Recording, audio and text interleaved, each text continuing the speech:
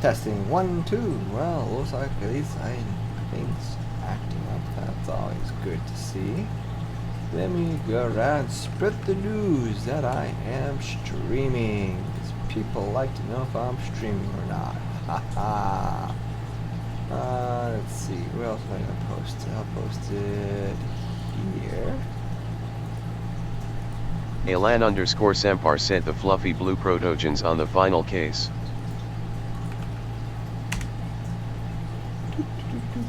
Did I post it here? Yes, I did. Let's see where else.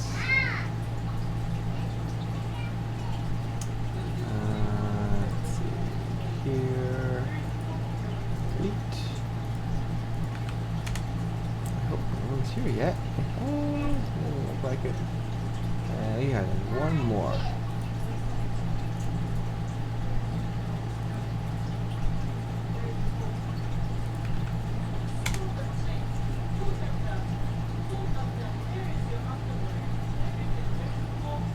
Alright, I guess we can go ahead and get this party started.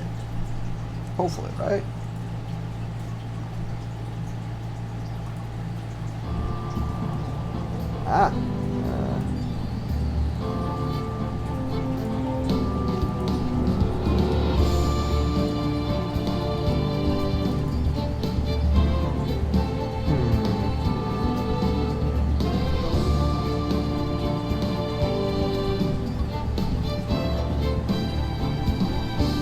One moment, having a weird issue here.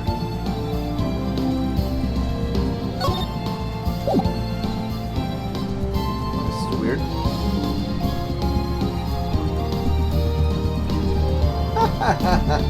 It froze. Task manager. The friggin' Freezing Strike game froze. One moment here.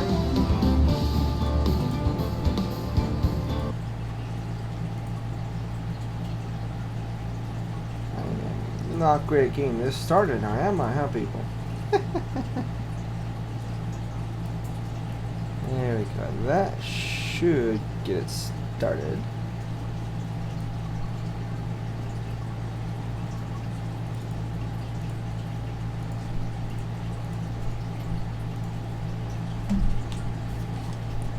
There we go. Awesome.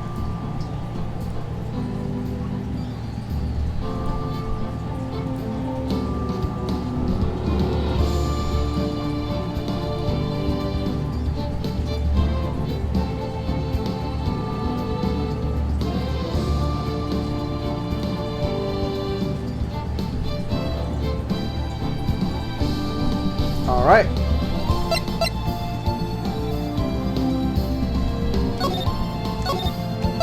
Let's get this party started and get moving to the last trial. No, we've got what? I think another 4 days of trial on this one. I'm not sure if I'll finish today. Anyway, we start. How did the investigation go yesterday, Mr. Wright? Frankly, there's still a lot of gray areas. Or rather, the whole thing is one big gray area. Don't worry about me. No matter what the outcome, I'm ready to accept my fate. I believe in you, sis. Mr. Wright, let me offer you a word of advice. Yes? The defense attorney should never believe their client. The defendant is called to trial because they are suspected of wrongdoing. Never forget that. Mrs. Sky, or Miss Sky, you remind me a lot of Mia. But there's one decisive difference between you and her. And that is, you're not a defense attorney. I believe it's almost time for the trial. Good luck, Mr. Wright.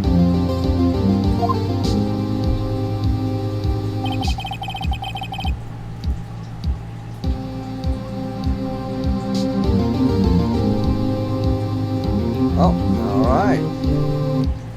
My first trial, I thought that Faye helping me. No one's gonna bail me out of this time.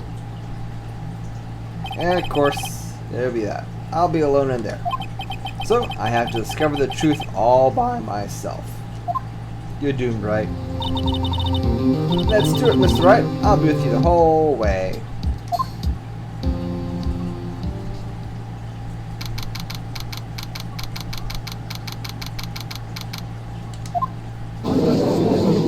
Once again, the two lovers in conflict. The court is now in session for the trial of Miss Lana Skye. The defense is ready, Your Honor. The prosecution has been ready for a while, Your Honor. Edgeworth.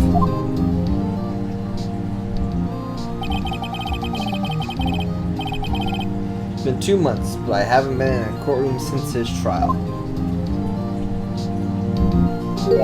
I hope that personal feelings would not be part of the proceedings today, Mr. Wright. I will choose the path I think is right, regardless of what those around me might say. The judgment to be made here is in our hands, not those of anyone else. Very well, Mr. Edgeworth. The opening statement, please. Chief Prosecutor Lana Skye has committed an unpardonable crime. Not only this, but she was rash enough to commit it in the prosecutor's office loft. Wow, he's much more forceful in person. I suddenly feel like confessing to everything. However, she will pay for her rashness with her life. Dun dun dun. There was a witness to her crime. A professional witness. Professional. Yeah, sure. Well then, call your first witness, Mr. Edgeworth.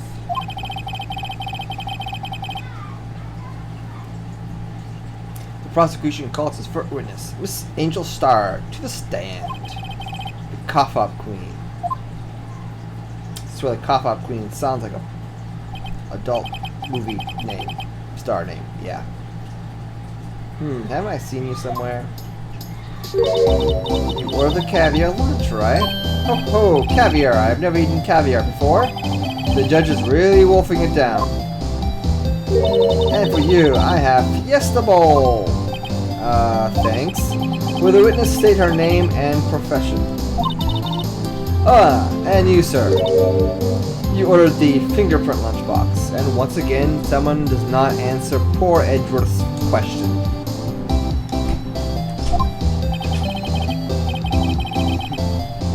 Too early for lunch. Your name and profession, please.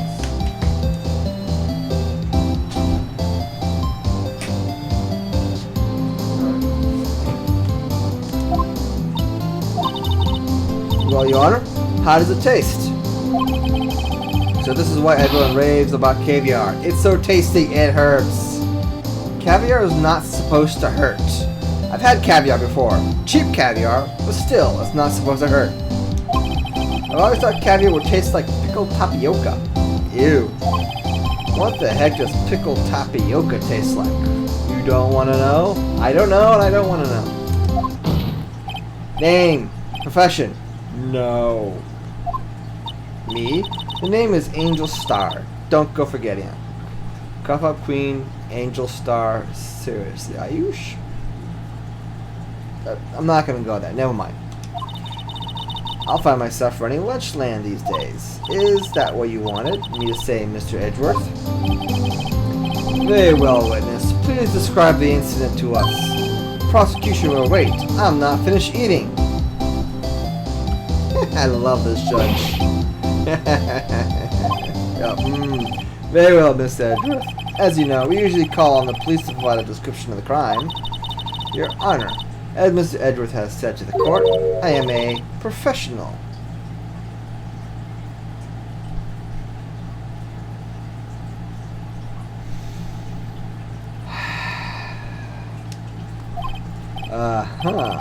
What exactly does that mean? Until 2 years ago, Miss Angel Starr was a special investigator with the police. She was a first-rate homicide detective. What? Miss Starr was a detective? Aha! I know who you are. Cough up. Cough up, Queen Angel Starr, Your Honor. Long time no see. Very well, you may continue with the description, Miss Starr. Just who is this lady? She's cuckoo, that's what she is. Hello, Nico. Thank you for coming. It's good to see new faces in the chat. Hi. If I might have a court's attention over here. Hope you're having a good day, Nico. The parking lot of the prosecutor's office is divided into 2 blocks. A block is for the prosecutor's office personnel. B block is for visitors and clients. A chain divider separates the 2 blocks. I suppose that's to keep visitors from taking in prosecutor's spaces, yes? The crime took place by a car in the back of A block in the car's trunk. The killer stabbed the victim with this knife and went to drive the body out.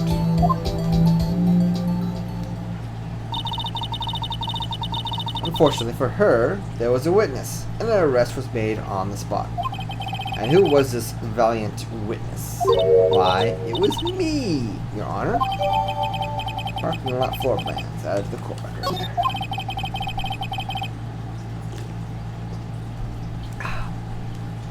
Witness, do you see the very moment of the crime? Of course, Your Honor. Immediately after that, I apprehended the chief prosecutor. It does seem rather cut and dry, doesn't it? Well, Mr. Wright, I can agree on the principle, Your Honor. It seems that some poor losers are unwilling to accept the truth, Your Honor. Shall I proceed to crush what little hope they have remaining? If you can, then give them your worst, Miss Starr. Wait, are they talking about me? Poor Phoenix. Somehow, I always knew a day like this would come. I was on my way to deliver a lunchbox to my boyfriend. When I sensed something, perhaps it was my finally home detective intuition at work. Through the wire fence, I saw the chief prosecutor standing next to a garish car. The chief prosecutor was holding a knife in her right hand. Then she thrust the pointy tip of the knife into Detective Goodman's chest.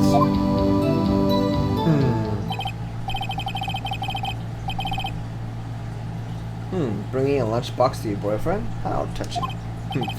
As you can see, there's no room for doubt. The key point of your testimony seems to be nothing other than the point of the knife which you saw being stabbed in Detective Goodman. So, how does it feel to be so utterly crushed? I'm still thinking about that. As usual, writes over his head. Whew. It's merely a flesh wound, Mr. Wright. Very well, Mr. Wright. You may cross-examine the witness.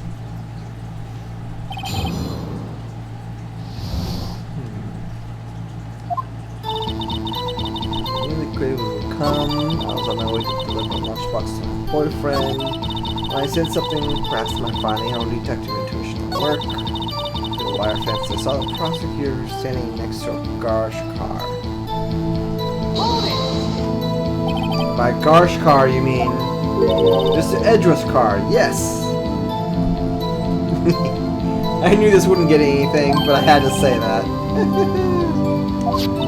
Accidentally, the knife with which the victim was stabbed was also Mr. Edwards, wasn't it? Indeed it was. What an odd case this is. And the person you saw, you're sure it was the defendant? I saw her from no further than 30 feet away. I'm certain it was her. If she's telling the truth, we're doomed. Let's just do what we can. Even if we don't have any proof, we can always nitpick. We're dealing with an Edgeworth here. We need something more substantial than that. Can you tell us what the suspect was doing when you saw her? Holding a knife in her right hand. Then she thrust the pointy tip of the knife into Detective Goodman's chest. It's only a flesh wound. Okay. You said that before. Anything else? Scientifically speaking, Mrs. Starr testimony is flawless. Sounds pretty failed to me. What do we do? Is this it? Is my sister still so guilty? Let's just keep our heads cool and press the witness a bit, shall we? For some reason, having a panicky next to me makes me calmer. Don't smile like that!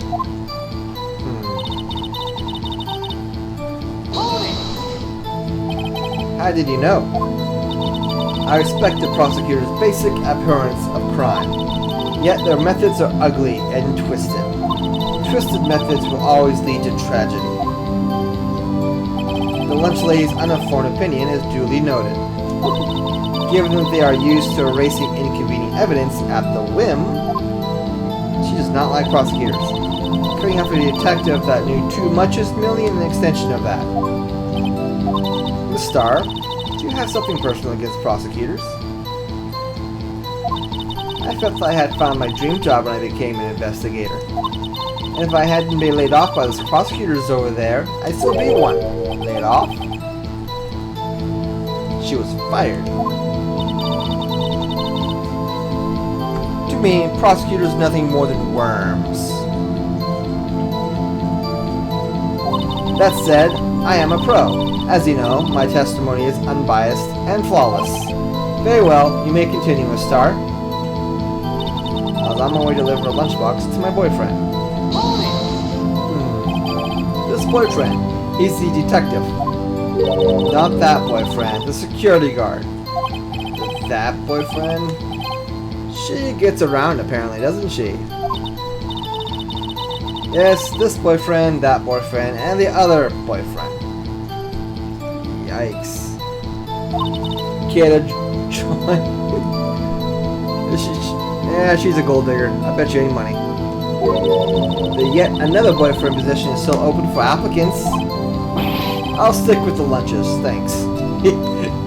He's not having it. Note to self, the judge had to think before applying. The security guard room is in the lot, in A block.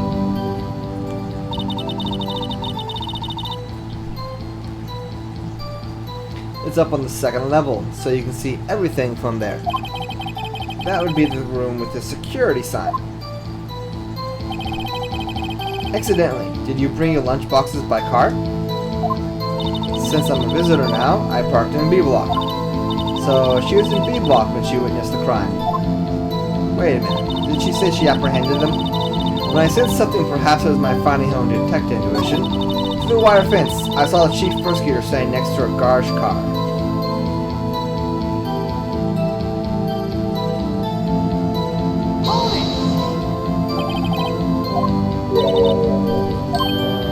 I know I clicked this thing before, but...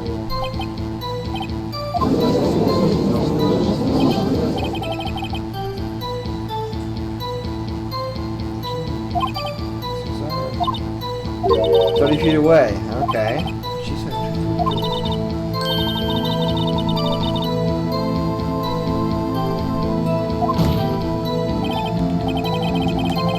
Witness, in your testimony, clearly state the following: prosecutors are nothing more than worms. You're a biased witness. You might want to keep those silly opinions to yourself in the future, rookie. Huh? Rookie? Unless you're willing to risk the consequences of doubting me. Sure, those donuts are gonna fall off her head. I'll fry you like a fritter. Crispy on the outside, chewy on the inside. Ooh, she looks grouchy. That was inspiring. I believe I heard that tagline elsewhere. You could cry plagiarism. I may be relegated to the lowly post of lunch lady, but my instincts are humbled. A photograph? You took this?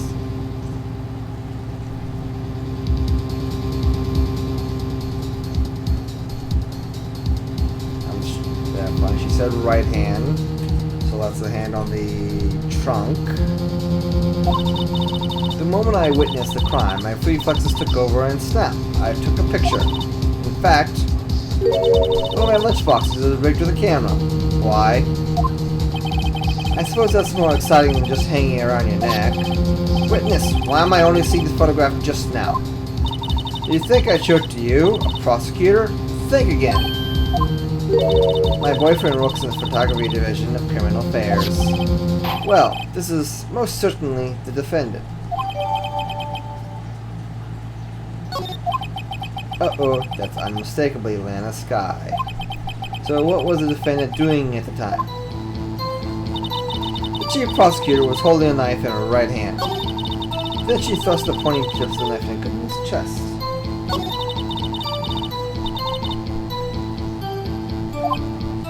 Ah, okay. To the camera, she's not holding a knife.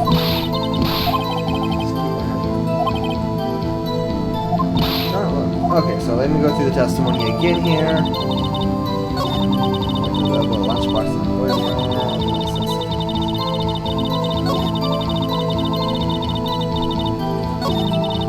Holding a knife in her right hand.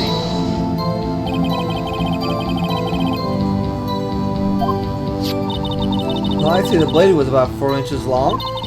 Is that right, Miss Edgeworth? It is your knife after all. Yes, that's about right. Prosecutors are, by nature, well versed in the location of a man's vital organs. I'm sure it's easier than boiling an egg for my egg salad surprise set. You can't testify as to her ability to kill an egg, a person. Perhaps a chicken salad set would have been a better metaphor. So the defendant was holding a knife. What then?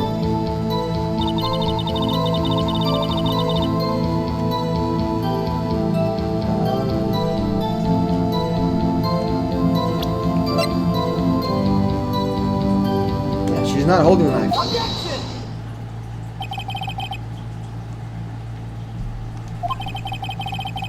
You saw Miss Sky stab the victim with the knife. As I've already said, yes. I swirled my finest salmon swirl lunch. This is making me hungry even though I just had dinner. I'm sure it's a fine lunch. But isn't that odd? Look at this photograph. This is the photograph you took at the very moment of the crime, is it not? And why is Miss Sky not holding a knife? Miss Edgeworth, your thoughts?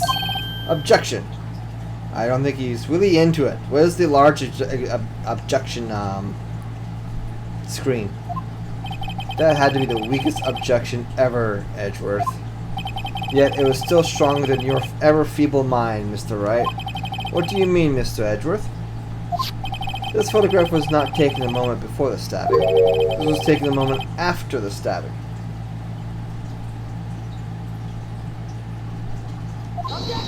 And how can you tell that? Blood splatter. Huh? See the dark crimson stains on the chief prosecutor's coat? Best black and white photograph. Yes, it's hard to tell, but this could be blood. Well, Mr. Wright, I see no problem here. No problem, except you. Mr. Wright, are you going to just sit there and take the kind of abuse? Yeah, don't worry about Emma. Wright's used to it. He's used to this kind of abuse. Arg. You got a better idea? Objection! Exactly. That contradicts what was said in her testimony. Namely, that she took the picture the moment she witnessed the crime. Well, it seems I was slightly unclear. My apologies.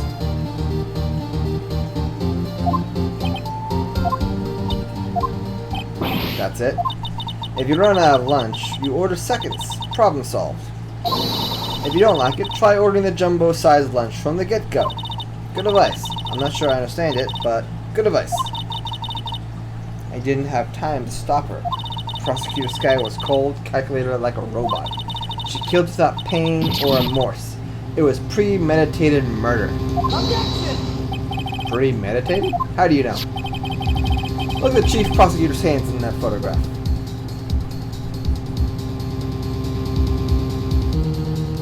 Well? Look at it. Well, are those gloves? Surgical gloves made of thin rubber, most likely. Why would she have those on? If it was not premeditated, she would not be wearing those gloves.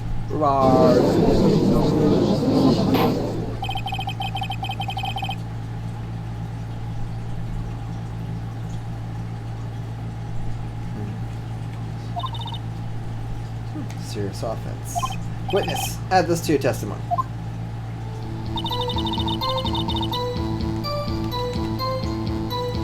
Murder was planned. The rubber gloves prove it. It's only flesh wounds, right? Ah, okay. Come Come on, can we skip this? I think I know what to do.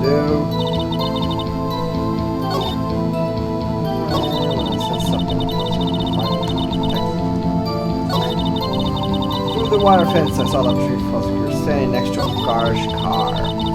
The murder was planned. The rubber gloves prove it. Oh, come on. Oh, I know what's wrong. Okay. Goddamn. Can we speed through this?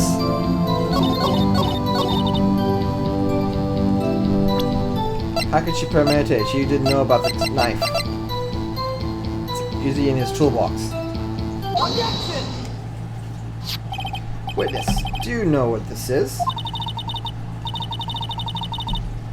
You trying to test me? I sell lunchboxes for a living, you know. That's a knife. The knife. The knife that was in Edward's trunk. Indeed, it is my knife. What's with this case? The bloody murder weapon, the red car, all belonging to the prosecutor there. The defendant is the chief prosecutor. Mommy, our prosecutor's bad people. The defense has a request. We ask that the witness provide an accurate testimony. What's that, rookie? In your testimony, you stated that Lana Sky planned this murder, and that's why she was wearing those special gloves. Seems like a natural conclusion to me. The gloves do indicate planning. However, why would she not also prepare the most important thing? The murder weapon. Oh? This knife just happened to be in the trunk of that car. Ladies and gentlemen, if you're going to plan a murder, you don't forget the weapon. Alright, Order! Order! Order! I'll have some more of that salmon rice, please. Thank you very much. Great, now the tide is turning in our favor. Great show, Mr. Wright. Nice, just as good as free. You're getting way ahead of yourself there, Emma.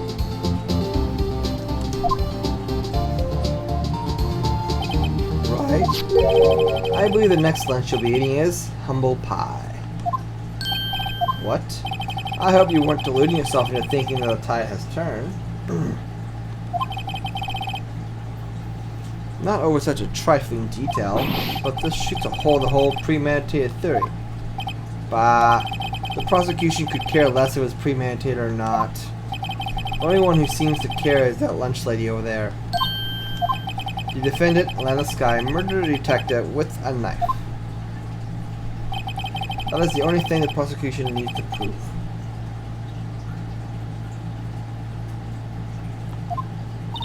Very good, Mr. Prosecutor. I suppose you think you're clever now. But you know as well as I do that she planned on killing him. It was planned. If it wasn't, why would she have been wearing... I believe I'd like to hear your testimony again. Witness, please tell us only what you saw, not what you thought. How dare you? My powers of deduction are not to be underestimated. Where's the boss music at? Really now?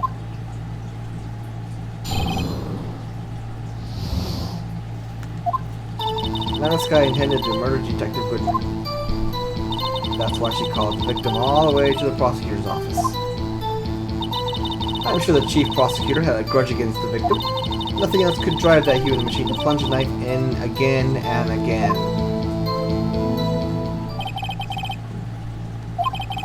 Does sound like a primitive, doesn't it?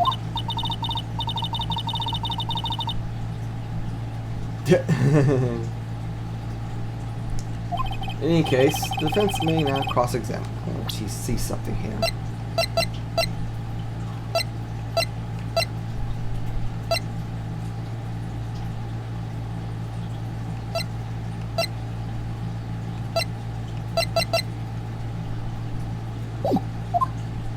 I think I got it. Angel's deduction. Last guy attended Detective Goodman. That's why she called the victim all the way to the prosecutor's office. I'm sure the chief prosecutor had a grudge against the victim. Nothing else could drive that human machine to plunge a knife again and again. Objection! You say she stabbed him again and again, but you couldn't have witnessed that. Are you testing me? Then I'll test you. Here's my moss surprise. I'm afraid the moss is growing under our feet as we wait, Miss Star. What do you mean? I shouldn't have to explain this, but take a look. The autopsy report states that death was due to a loss of blood from one stab wound. Ah-ha! You're right. Good show, Mr. Edgeworth.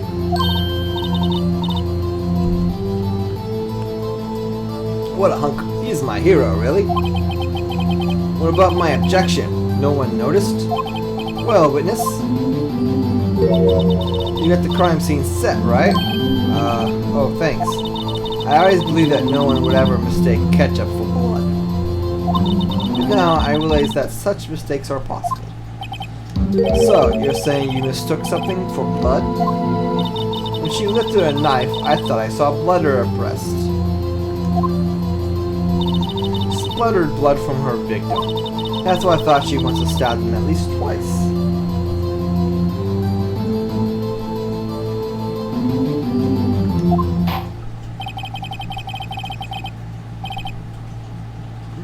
Can you tell us what you thought you saw that blood was? Testify. Testify! Red. First of all, what's a muffler?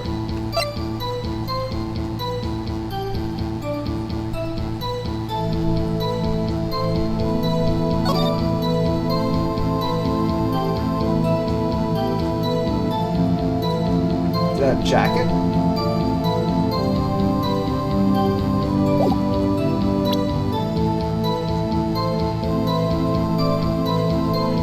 What is a why not? Objection! I demand an explanation. Objection! The witness is clearly not suited for detective work. What?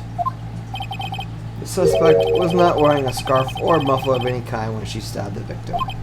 It's 2 against 1! Tag team!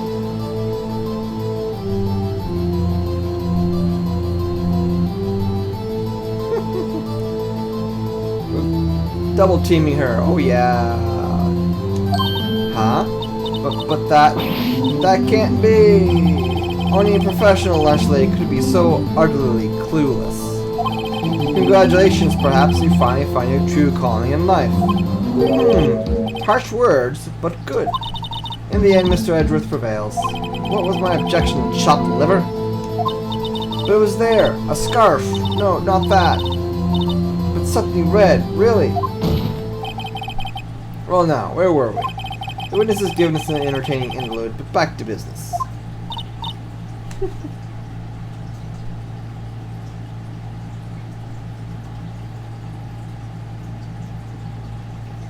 What? Very well, witness. Continue your testimony. You saw the crime and apprehended the suspect. Tell us about that. Very well. I do remember some things accurately, at least. Ultimately, we couldn't shake the most important part of our testimony. Most important part? The part where your sister stabs the victim. This next testimony might be just a moment of truth.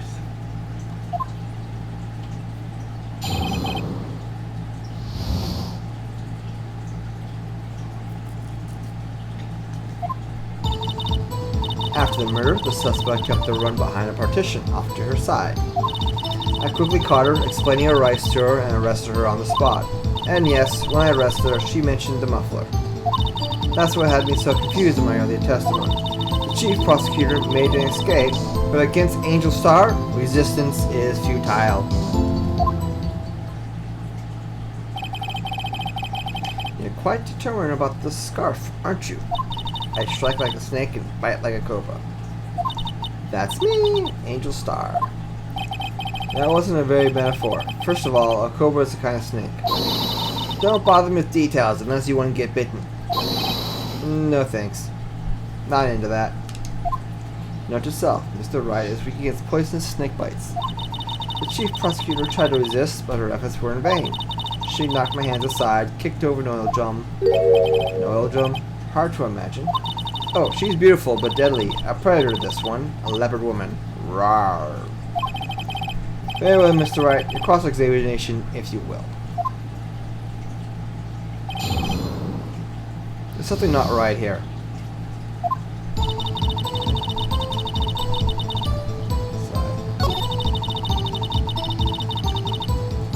Wasn't there yeah, there's a gate between you and her. How? You said quickly. Were you close to the suspect? As I just said, I was only 30 feet away from her the whole time.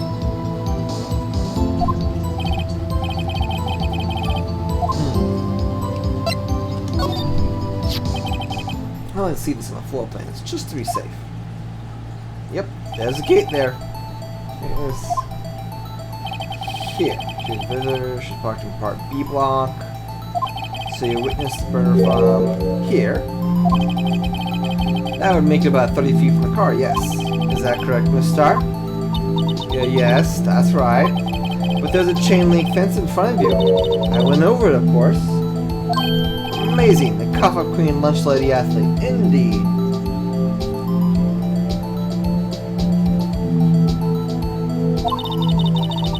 Would have taken her a little time to climb over the fence, but so she couldn't have gotten to my sister that fast. Yeah, the fence is about 9 feet high. So how did Miss Sky not get away? Oh yes, when I arrested her, she mentioned the muffler.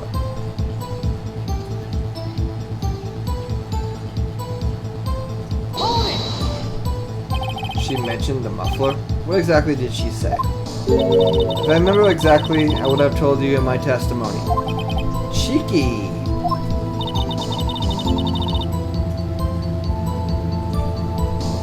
Anyway, all I could hear her say was the word muffler. Just that one word? So, what you heard wasn't the suspect talking to you, but to someone else? Yes, the chief prosecutor was talking on her phone. Her phone? She can't mean...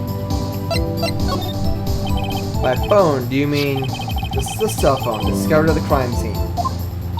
Yes, ultimately. Ultimately. My memory is like a salmon heading upstream, you see? No, the court doesn't see, Miss Starr. The chief prosecutor first attempted to use a phone hanging on the wall. On the wall? That's right. Near the car, there was an emergency phone on the wall. Apparently, it was out of order. And so she used her cell phone? Indeed, the emergency phone was out of order that day. Good witnessing, witness. Good witnessing? Whatever happened to a good testifying? Should of course add this to your testimony. Things I do to please this rookie defense attorney.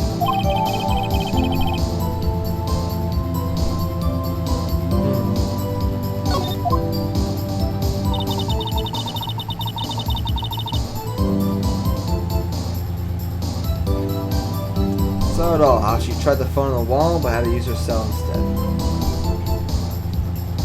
But weren't you busy climbing? Do you think you could restate your testimony for the court? Aha, I was going to ask the same thing. I'll only say this one more time, so listen close, rookies.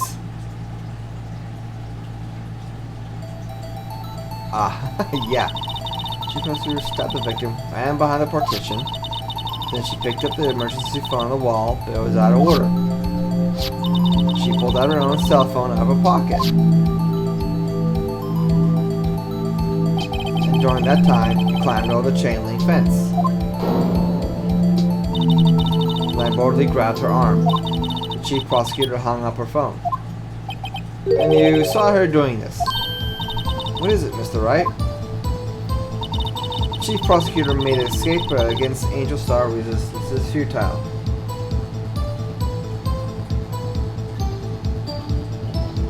Did she? Yeah, no. Where is it?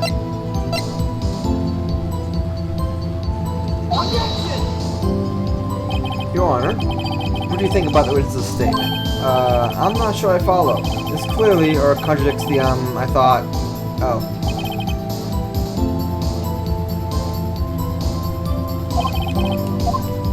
Damn it. Did I miss something?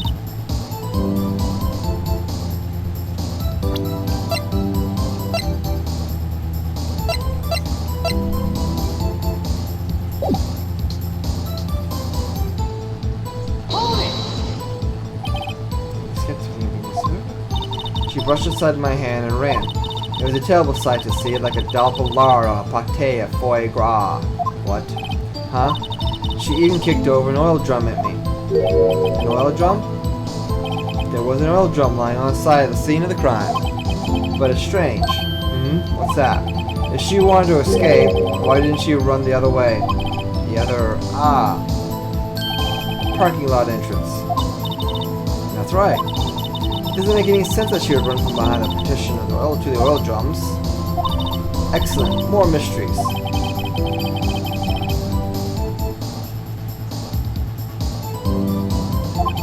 This guy tried to run. I'm sorry, my sister is so suspicious, right? Not as sorry as I am. But she didn't do it. You have to believe me.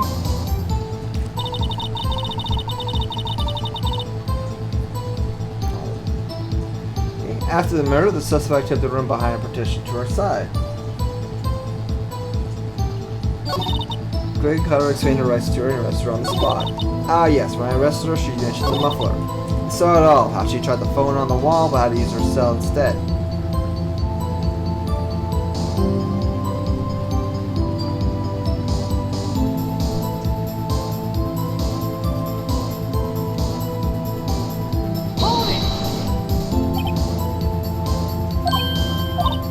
Oh, come on.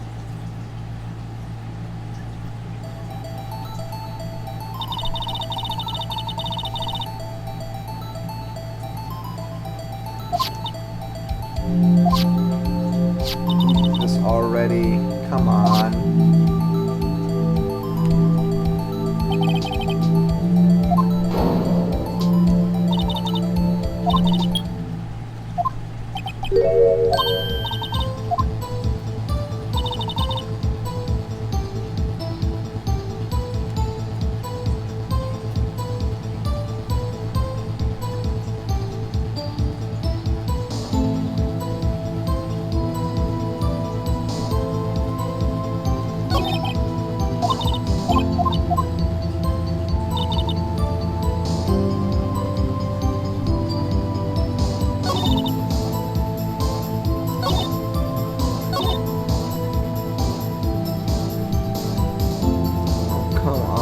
Get this.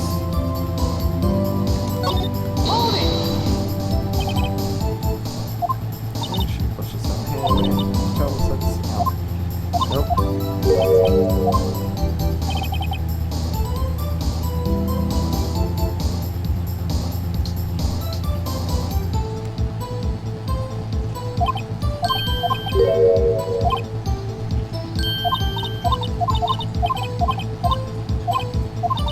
Oh, something is wrong here.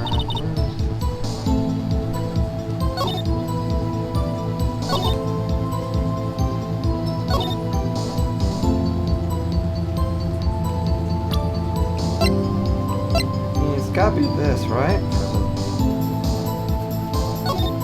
She wouldn't be able to see it.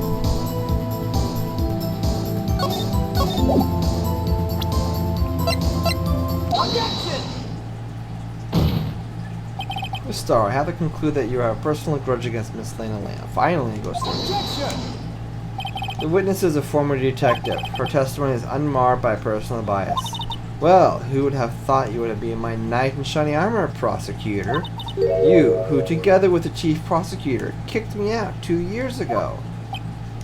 Well, Miss Starr, this is a fatal contradiction to your testimony. How do you explain this?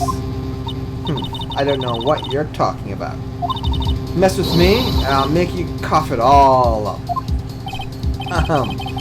Let's take a look at the floor plan, shall we? You said you witnessed the crime from this point. However, if that's true, you couldn't possibly have seen Miss Sky making that phone call. I believe you see what I'm getting at.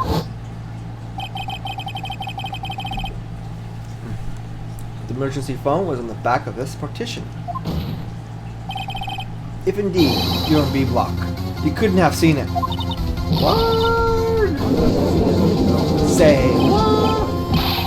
What's the meaning of this? It's simple, Your Honor. She's not coughing up lunch, she's coughing up lies. Grrr. That's quite a claim, Mr. Wright. Perhaps you'll allow me a question. Tell exactly what lie the witnesses told the court. Here's where the counterattack begins. I can't afford to get this wrong. The witness lied about...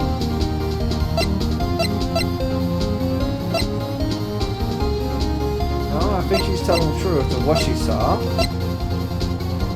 Where she saw it. Trying to use the emergency phone. It was out of order. What is significant about this fact? Nothing. Therefore, it would be pointless for Miss Starr to lie about it. Pointless to lie, I see. But to say the witness did actually see Miss Sky using the emergency phone, it would mean Miss Starr witnessed the crime from a different location. A different location? Now that's a pointless lie if I've ever heard one. Objection, back and forth! Objection! Objection! If you call my lie pointless, at least let me tell it. Let me ask a question to our clever wordsmith, Mr. Wright. Just where was the witness when she saw the crime? All the testimony we've heard until now points to one direction. The place where Mr. Wright saw witness crime was here.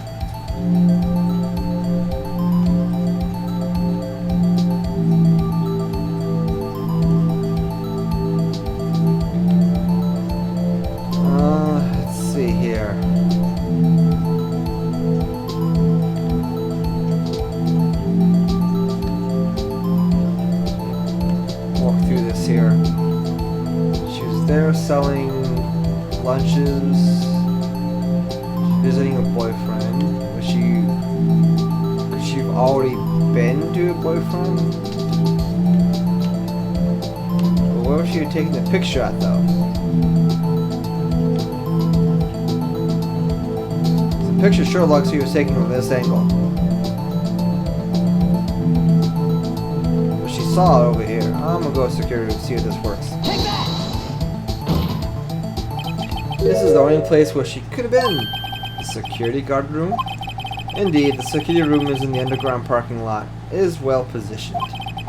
It's built on the second floor, so you can see the entire lot. She would have been able to see the emergency phone from there. But why there? There are many other places where she could have seen the phone. Now in this case, Your Honor, the witness, not being part of the prosecutor's office, couldn't park in A block. The only place where she could have been in the crime and the back position is here. I remember in your testimony you said you brought a lunch to your boyfriend in the security guard room, yes? Well, Miss Starr, how many years have I been getting the better of men? To think that the tables could be turned. Today, a man has gotten the better of Angel Starr.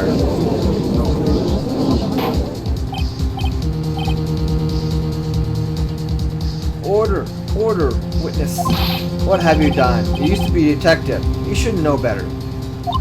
I'm not turning back. The guilty will be punished. And I'll do what I must to make sure justice prevails. The guilty. Is she talking about Miss Sky? Mr. Wright, doesn't this strike you as odd? Why did Miss Starr lie? It doesn't make sense. Huh? She could have just said she saw the crime from the security guard station. It wouldn't change anything. Exactly. This photograph tells all. This photograph tells me it was the defendant who stopped the victim. But who took the picture then?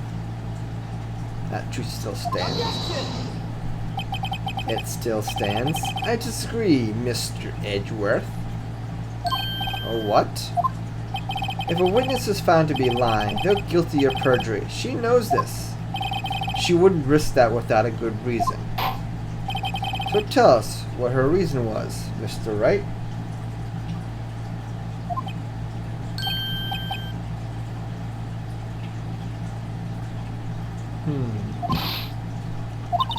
Mr. Wright, let's review what we know.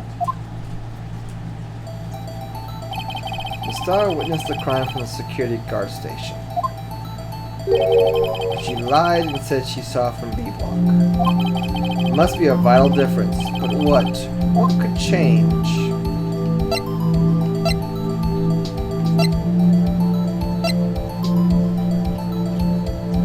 That was never commented on. Difference in lighting, wouldn't no comment on that either. So this was brought up a few times.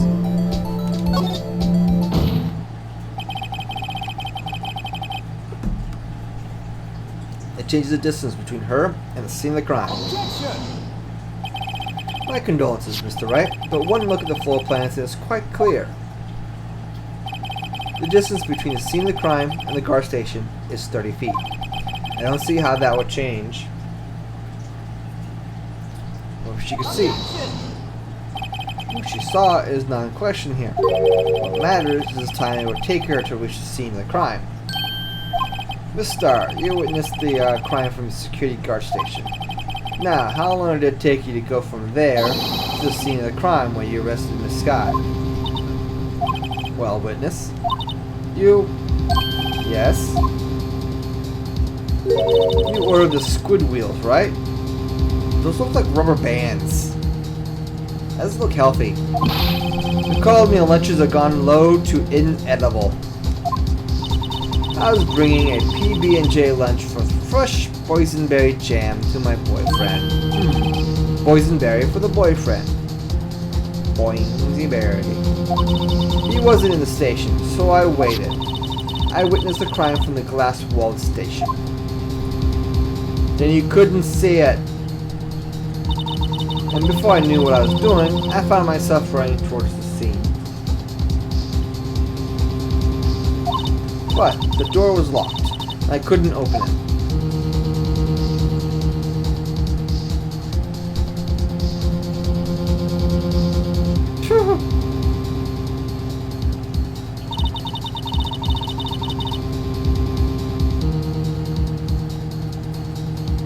That's why I had to go through the parking lot in B block.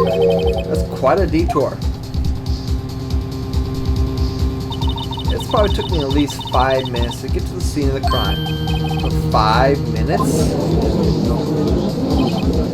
This changes things considerably. But it was that woman over there in the defendant's chair who stabbed him. I know it. I have photographic evidence. I swear on my finest plastic spork. Spork! You have a point, and the spork is a wonderful invention. Would you like another caviar lunch? Absolutely! Uh-oh. Mr. Wright, you have to do something. Do I have any evidence to stop this? I'm not gonna sit back. Objection! 5 minutes between the witnessing of the murder and the arrest. Think about it. You could make pasta in that amount of time. If you like it al dente. I got lunchboxes that tie pasta into knots, rookie. 5-minute blink. Isn't that strange? Strange. If you're a criminal, what would you do with 5 minutes, Your Honor? Well, I guess I'd flee the scene. Hey, don't get the wrong idea. But you have the instincts of a killer. You would run. But this time was different. This guy dawdled at the scene of the crime. She even had her picture taken. No true criminal would act this way. It's inconceivable. I don't think that's the word you mean.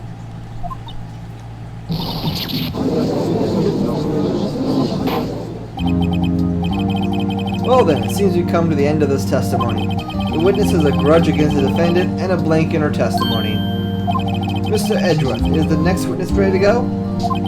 Unfortunately, I appear to have overestimated this witness on account of her professional history. We did it! We screwed that can shut, Mr. Wright! That was too close.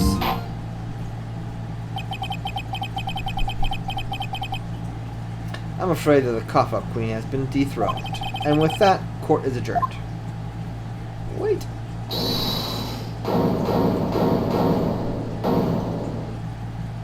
Mr. Edgeworth, you're the squid wheels, right? This is the one she tried to foist off on me. I prefer not to take the defense team's leftovers. Anything else to say? I might be able to save you. I had decisive evidence. What was that? Is this another one of those trick lunchboxes? My apologies, but we have to know for the questions to ask of you, Miss Starr. Ah. Is this your jumbo lunchbox? Woohoo! A triple-decker! God, now this judge is getting you more amusing as the trials go on. Triple decker, woohoo! Out of defense to the witness determination, I'll allow one more testimony. Let's hear about this decisive evidence.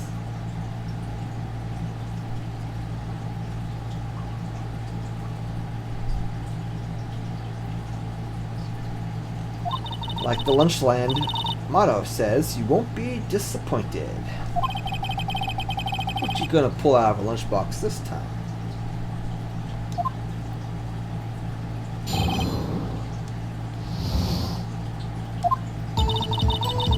Excuse me. I should have mentioned those 5 minutes when I wasn't looking at the crime scene. And now, to the matter of the victim's shoe. I did not bring this up. 2 types of blood were found on the shoe. One was, of course, the victim's, and the other blood type matched that defendant, Miss Lana Skye. This shoe proves it as flawless, decisive evidence. What? There was blood found on that shoe? Try Lunchland for all your lunch and decisive evidence needs. Oh, God. Objection! Witness, what's the meaning of this? Why is this the first time I've heard of this evidence? Simple. As I've already said, I don't trust you with evidence, Mr. Edgeworth. That's why I took the liberty of investigating this myself. And you had blood tests performed? Didn't I mention? I have 3 boyfriends in forensics. And in any case, Your Honor, I can't accept this as evidence. What? You must know the 2 rules of evidence law. Rule 1, no evidence shall be shown without the approval of the police department. In other words, this shoe is illegal evidence, at least for the time being. Is that right, Mr. Wright? It seems so. Edgeworth sure is celebrating. Not so fast, Mr. Edgeworth. Don't forget, I used to be a detective. As I mentioned previously, this shoe has already been tested by a member of the forensics department. As you can see, it was approved by the police department as of today. Even the general public can produce official evidence, Mr. Edgeworth. Yeah, arg. Is that right, Mr. Wright? It seems so. Edgeworth is looking pretty sullen. You could at least study some evidence law, really. The prosecution's complaints notwithstanding, it appears that this evidence satisfies the first rule of evidence law. However, it seems you have yet another count against you, witness. Anything to ensure that the guilty are properly judged.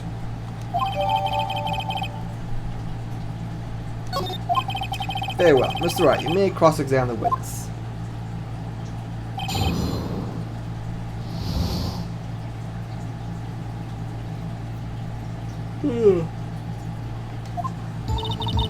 I should have mentioned those 5 minutes when I wasn't looking at the crime scene. And now to the matter of the victim's shoe. Did I not bring this up? 2 types of blood were found on the shoe. One was, of course, the victim's. And the other blood type matched the defendant, Miss Lana Skye. This shoe proves it as flawless, decisive evidence. Can't let this evidence go through without a fight. You ordered the peppered fish guts, right? Ew. Some like it hot, Mr. Wright. Some, like your client, choose enough hot water to make a whole vat of soup. Mr. Wright, do you or don't you have a problem with this shoe? A problem? This is critical. Is there a problem with the victim's shoe? I have no idea what the problem is, but we'll find it.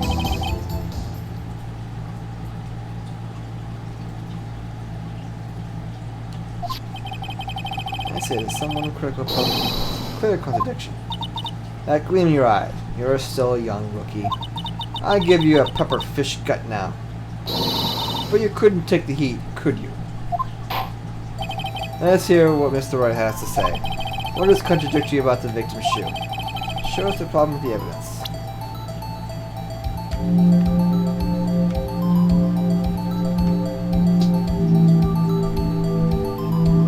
I thought I was here. Wait a minute.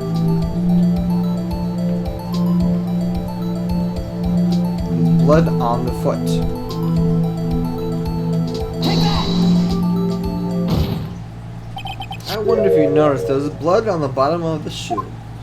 Don't mess with me, rookie, or it'll be your blood on the bottom of my shoe. Indeed, there is quite a bit of blood at the bottom of the shoe. It makes sense. The victim was stabbed with a knife. What could possibly contradict with the blood on the bottom of his shoe?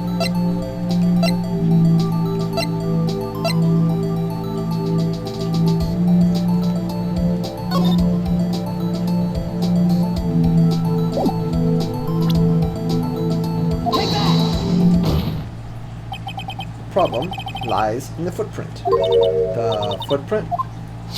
Note that the bottom of the victim's shoe is covered in blood.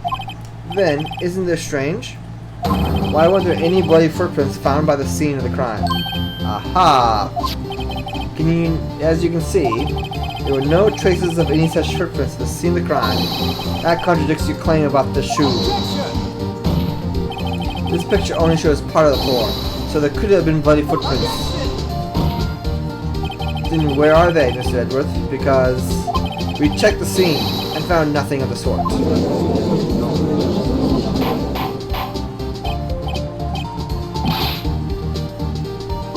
Well, witness?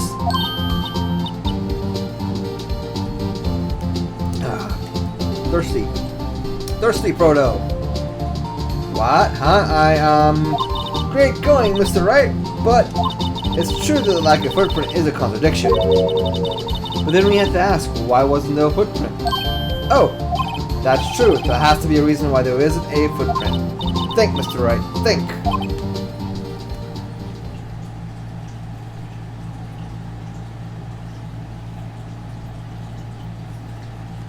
Hey, I don't know why it's not there.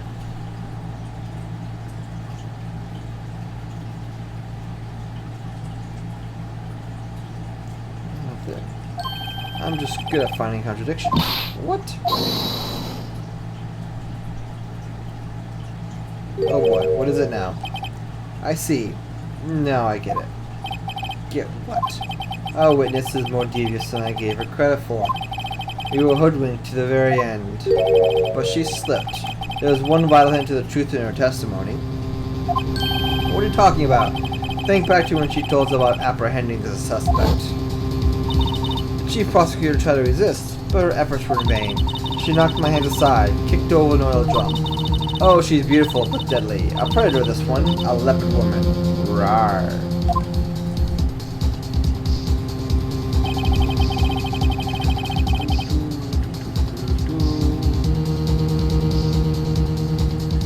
I thought that was a strange thing for a normally cool-headed chief to do.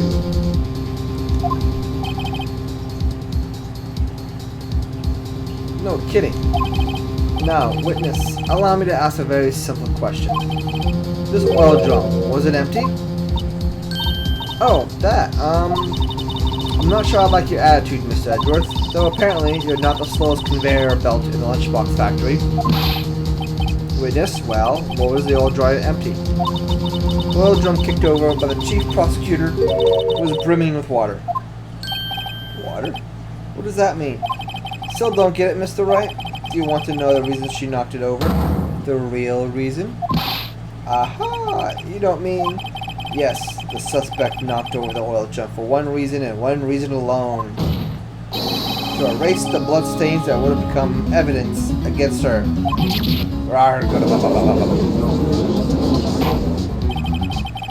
That ties things up quite nicely.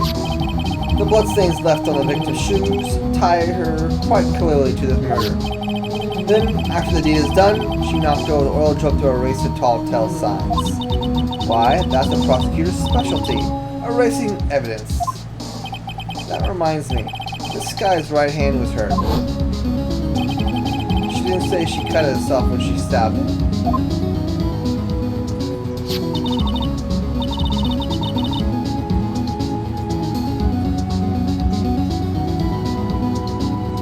So that's when my sister blood got on the shoe.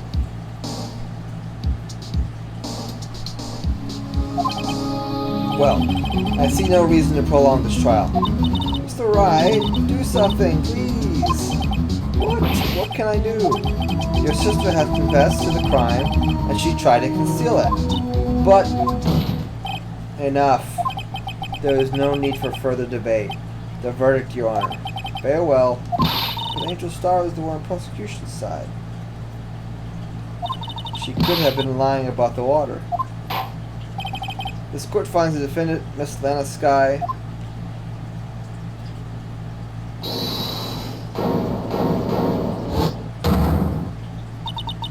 Little girl, what did you just say? Huh? Did you just say that I, Angel Star, was on the prosecution's side? Well, yeah, you are. You're saying my sister hid evidence by erasing the bloody footprints. Well. I thought you had your fill, but here you are demanding a second helping. Another lunchbox. A lunchbox called evidence. What is that? Wait, Wiz, don't tell me you have something else. Objection! The time for deliberations has passed. Any further comments and you will be held in contempt of court. Your threats don't scare off the cough up, Queen. Look at this. Photograph? I had just in case anyone had the gall to suggest that the white shoe didn't belong to the victim. I see no room for error in this evidence. Mr. Wright, wait, look at the asphalt in this photo. Hey, it's clearly wet. Erasing the last trace of doubt from the court's mind. Immediately after the murder, crime scene was washed from the model. I'm sorry, Mr. Wright. I guess I couldn't help after all. It's not your fault. I knew I couldn't win this case from the beginning. Wow, why'd you take it then? And it seems this is what your sister wanted anyway.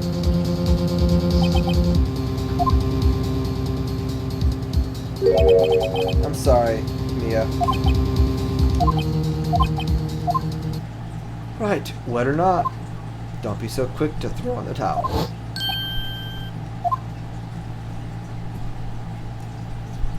Taking a look. Don't give up. Not until the bitter end.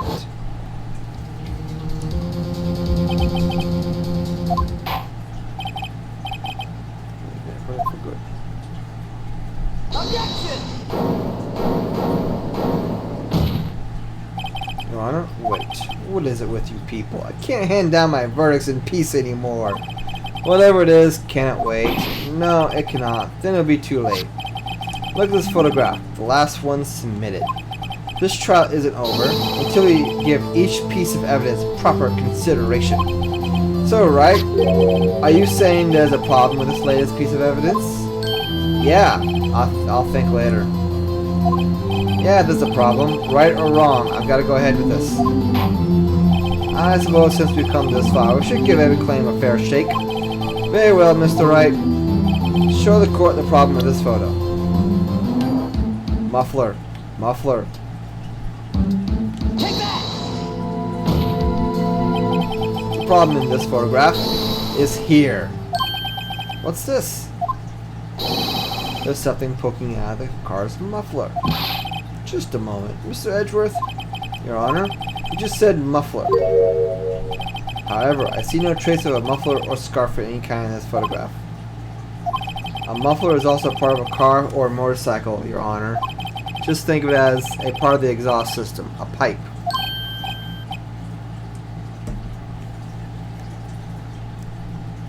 The judge knows everything about the law and order, but outside of law and order, he knows nothing.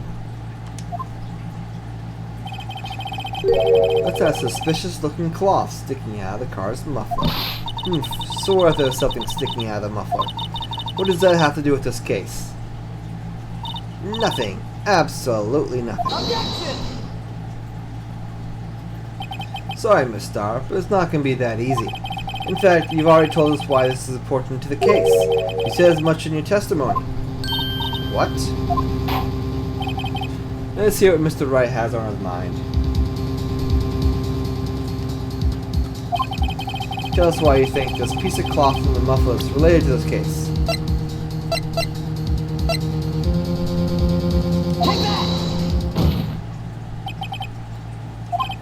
Recall your testimony to the court. Yes. When I arrested her, she mentioned the muffler. That's why I had me confused my earlier testimony. Muffler. Yarg. Could it be that the muffle you heard mentioned was actually this exhaust pipe? If so, that means this piece of cloth is vital evidence. Oh.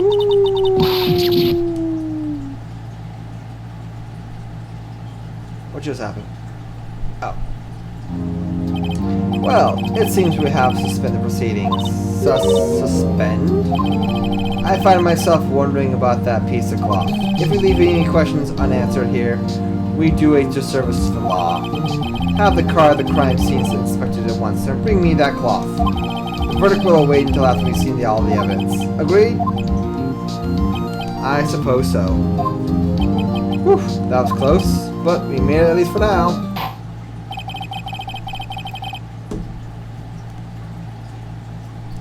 This court will adjourn for a 30-minute recess. It's lunchtime, after all. He's still hungry. To be continued.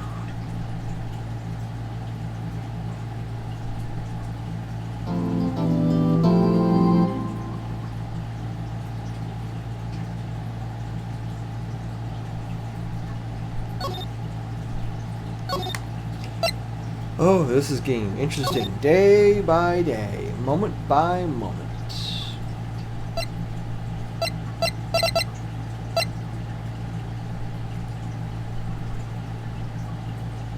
And just checking a few things here. Just okay, nothing's going on there. So let's go ahead and switch to here. Sorry, just seeing if I got any messages, that's all. I'm back. I am ready to keep going. Woohoo!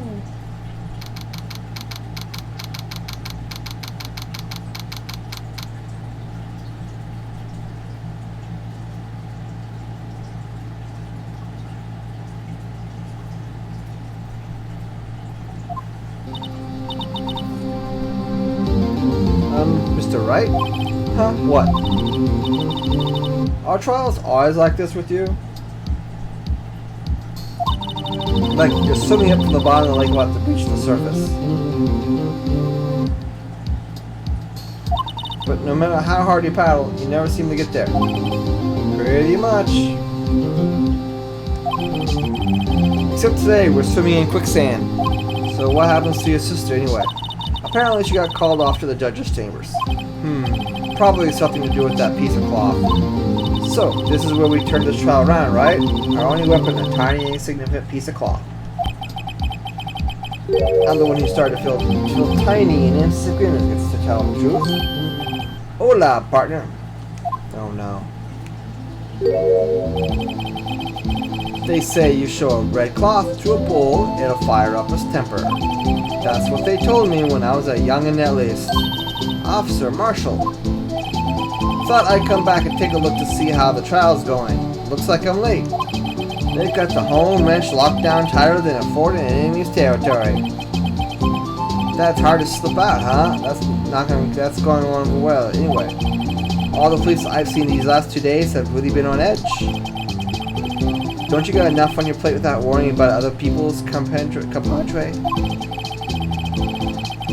You could be worrying about the chief prosecutor's taste in mufflers, for example. Officer Marshall? The whole muffler thing didn't have anything to do with scarves. She wasn't even wearing a scarf. You don't say. Now don't that just beat all?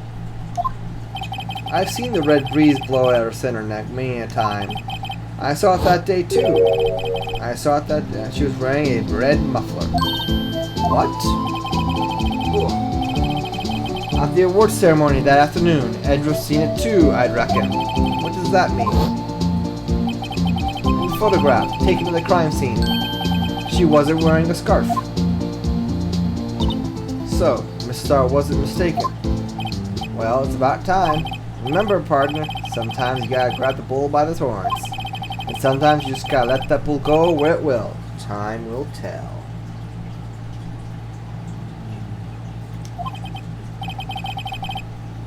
I have a bad feeling about this.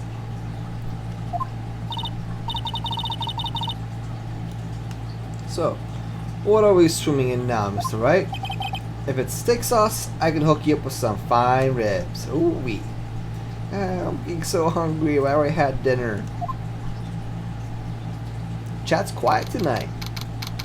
That's right, Rinian isn't saying much.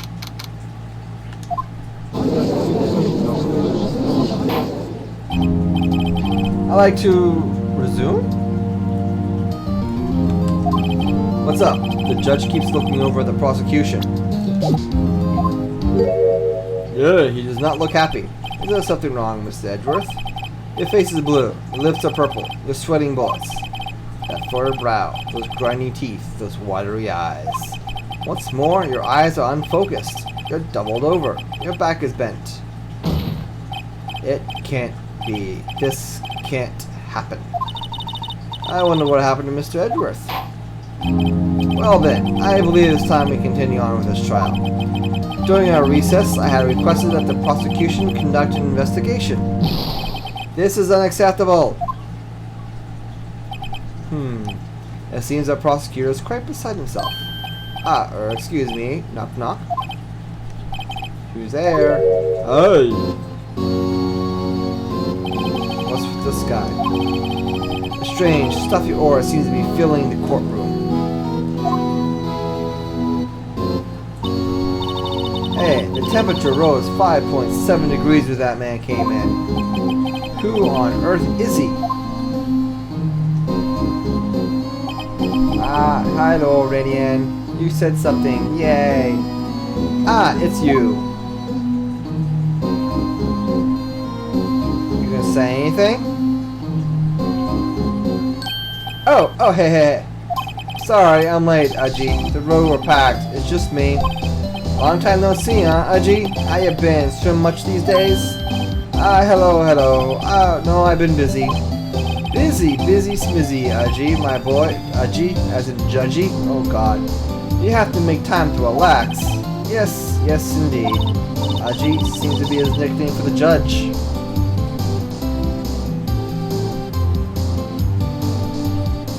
Wait, that's Von Karma's ex? What are you talking about?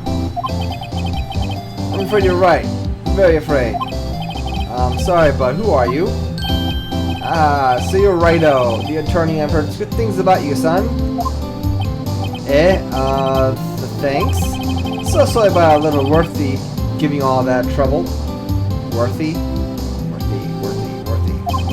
You know, we should all go swimming together sometime. Jolly? Little Worthy? Mr. Wright, you don't know the district chief of police? Chief of police? He's the top-ranking police officer of the entire district.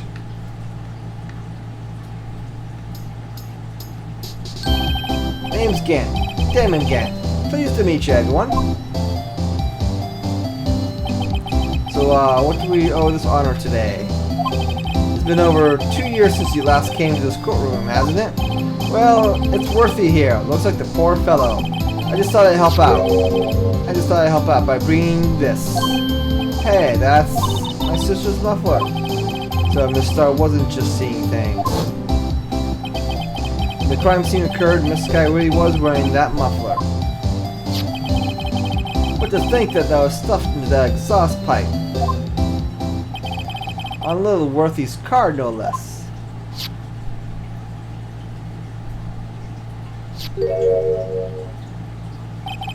Dude, it's really quite embarrassing, even for us. Well, what's this? It's what you call a switchblade knife. Quite perplexing, this. Objection!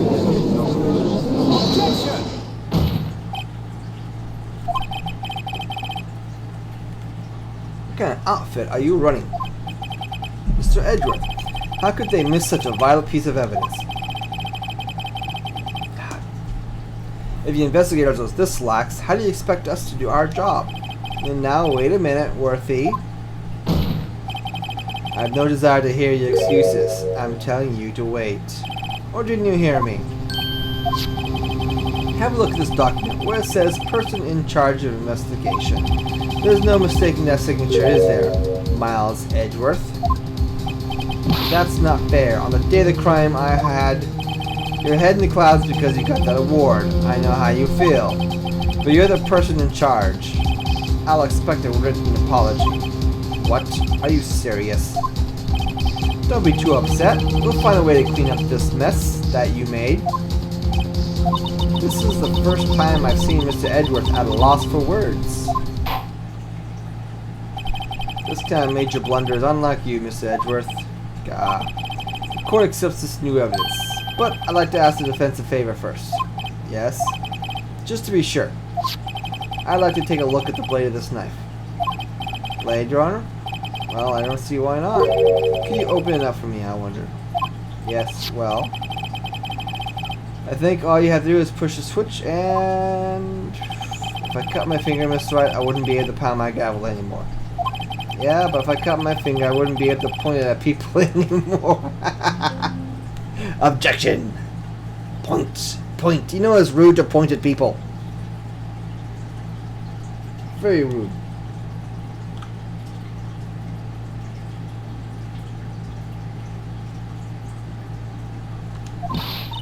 Come on, just hurry up and open it. I have no control. Yay!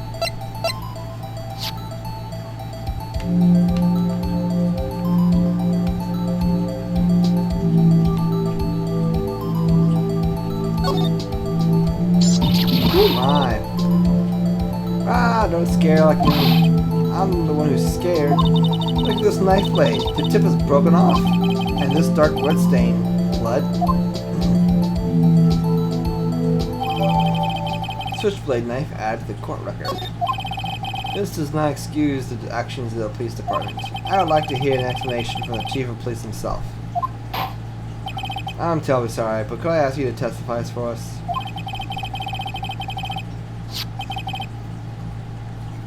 About the split between the prosecutor and the police and this knife. Sure, sure thing, not a problem, not even a little one, really.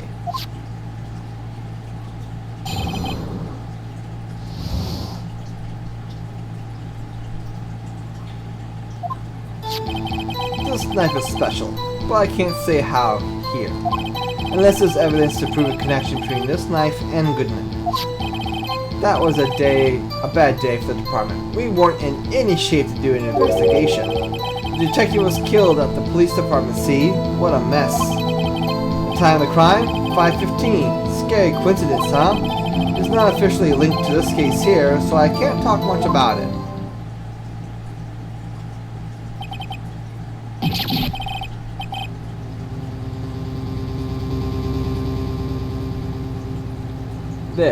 There was a murder at the police station?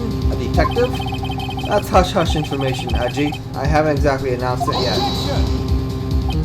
Wait a second. You said 5:15. That's the exact time that Detective Goodwin was killed at the prosecutor's office.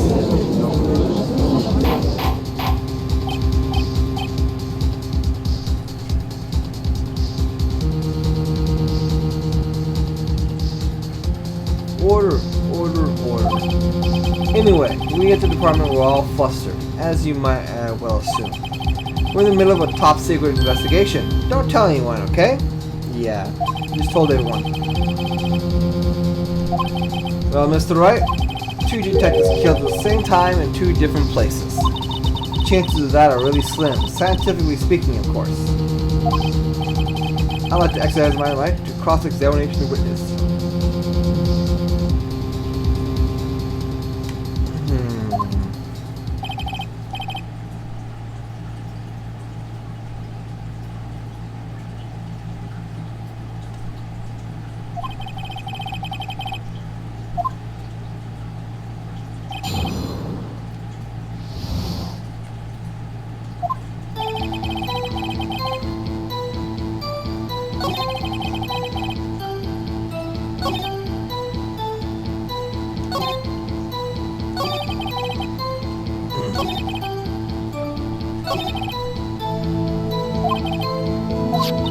That knife.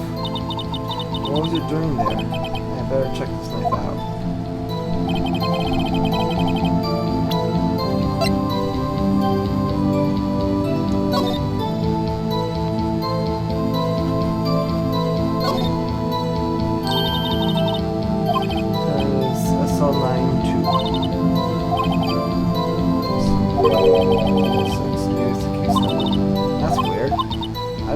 remember where, but I think I've seen something like this before. Something similar to what's written on this tag. It wasn't that long ago either. Maybe I should check the court record again. Okay, let's check the court record.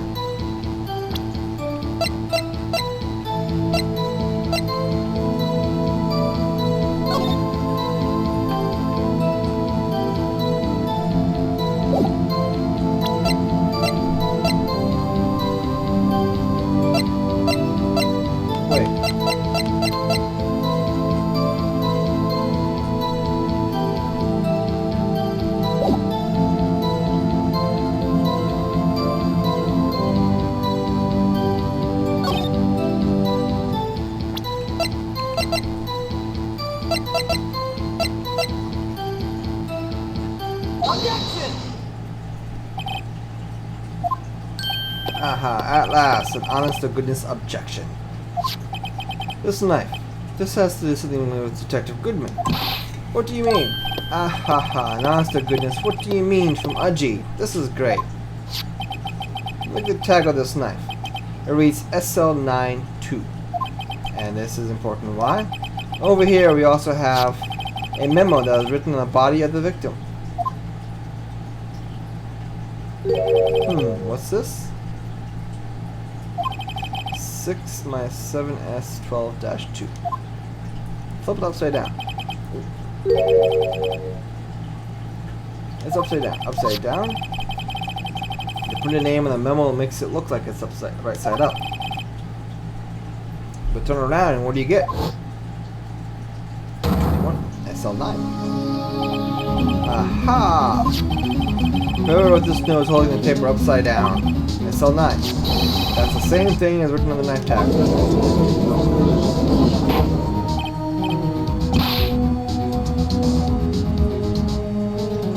Order, order. Well, Chief? Ah, well. I guess the cat's out of the bag. You win, righto. I win? What game is this guy even playing? This knife was evidence in the case. It was stolen from the department's evidence room. Hold it! So this knife, it was stolen? Yes, but on the day of the murder, it was evidence, you say. It was in fact a murder weapon? Nice, nice, nice. Good show, Littleworthy. It was a murder weapon as it happens. It was evidence from a case long solved. So this knife was stolen on the day of the murder. And it was found in the exhaust pipe of Edward's car. Hard to think there isn't a connection there. That was a bad day for the department.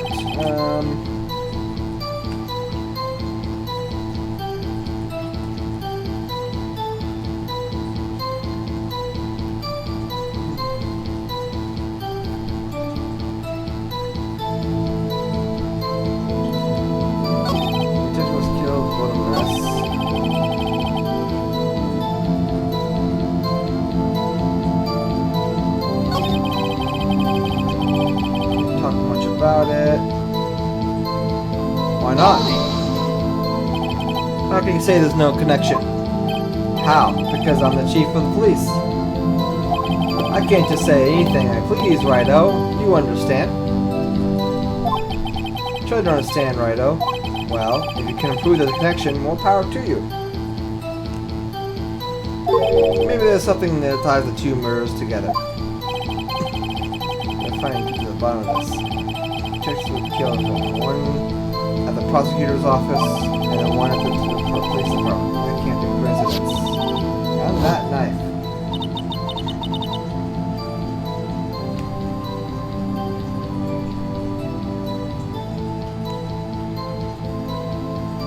Knife, what's it doing there? I better check this knife out. This knife is a kidney stone.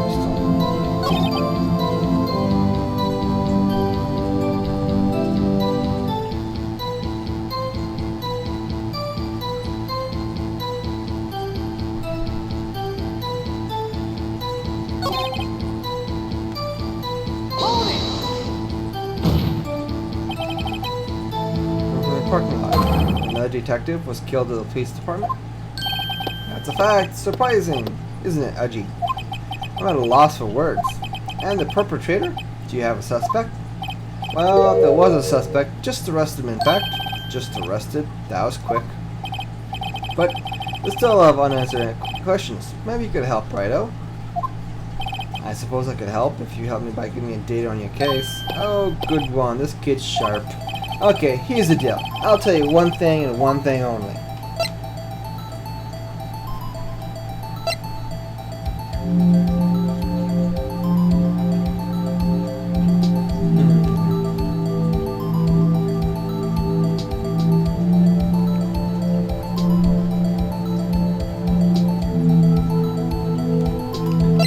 Oh, I have absolutely no idea.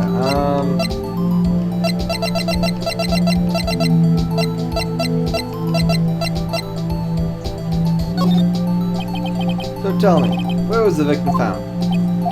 Well, I can't speak on where the corpse was found, but I can say the crime took place in the evidence room at the police department.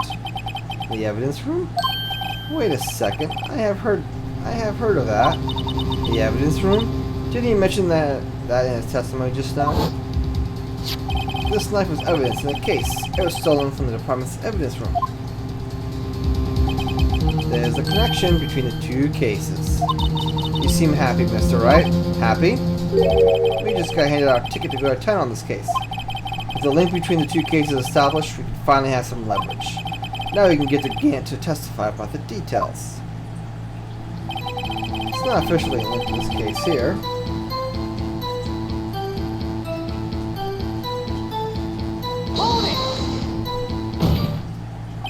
Chief, the defense position is simply this. The connection between these two cases has already been proven.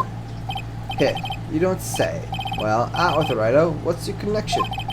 Yes, out with it, Mr. Wright. The connection is a place, mentioned in the testimony we just heard. The knife found in the lot was stolen. From the police department's evidence room.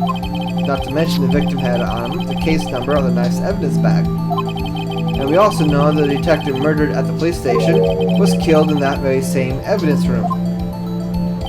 Indeed, there do seem to be too many connections for it to be coincidence. He's creepy. Very creepy. Stop staring at me! You two make a good pair. It took my men 2 days to find out what you deduced right here. Chief, I request you release the information on the victim of the police department. See, that's the tricky part. It hasn't been announced yet and all. Can we get the information? Unofficially.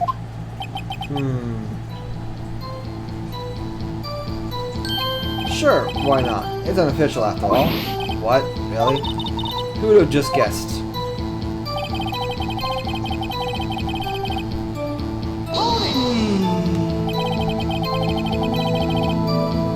You're gonna tell us a little, why not tell us everything? Well, case information is sticky stuff. You have to do everything properly. Oh well, I guess I might as well try to get what I can out of him.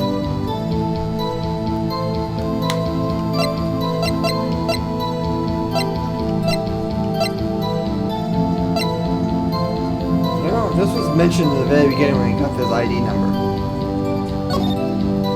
Okay, how about you tell me the victim's ID number? Sure, why not? It's not likely you'll be able to tell who it is from that. Of course not. You won't tell me the name after all. You keep a tight lid on ID number, so don't go getting your hopes up. Number is 542189.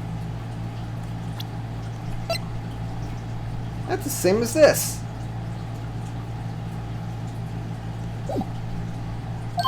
Well, that's quite long.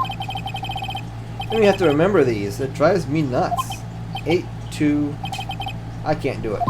You didn't even get to the first number right. Well, Mr. Wright, does this tell you anything? Yes, it does. It tells me something. Actually, it does, Your Honor. It does, I think. Meaning? It has to be where I think it is. Well, what does this mean? Well, let's see what the defense has to say. You see the ID number of the detective who was murdered at the police department. It tells you something. What does it tell you? Take that! Witness? What is it, Mr. Wright?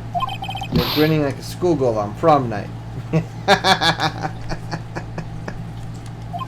No, it's just... I got confused. And this is new?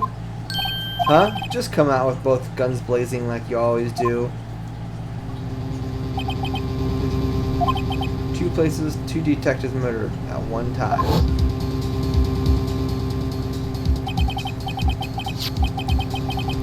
Actually, I happen to have a police ID number here.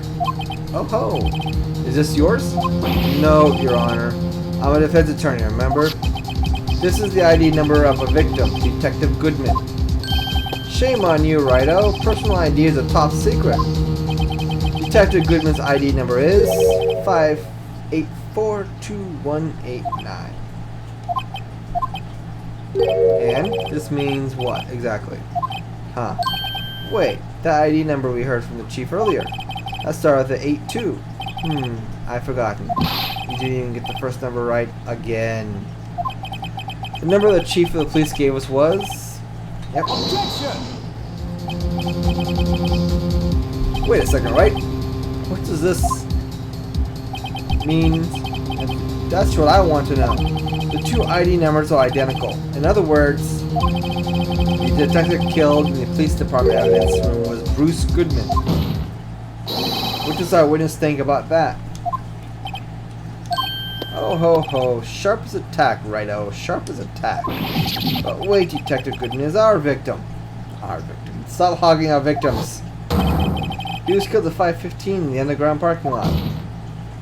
Yet, a Detective Bruce Goodman was also killed in the police department. In the evidence room, at the exact same time. Objection! That's impossible. So what are you saying is... the same person was killed at the same... one was killed... I think I might see what's going on with this. I think I know where this is going. I know where this is going. I swear I know.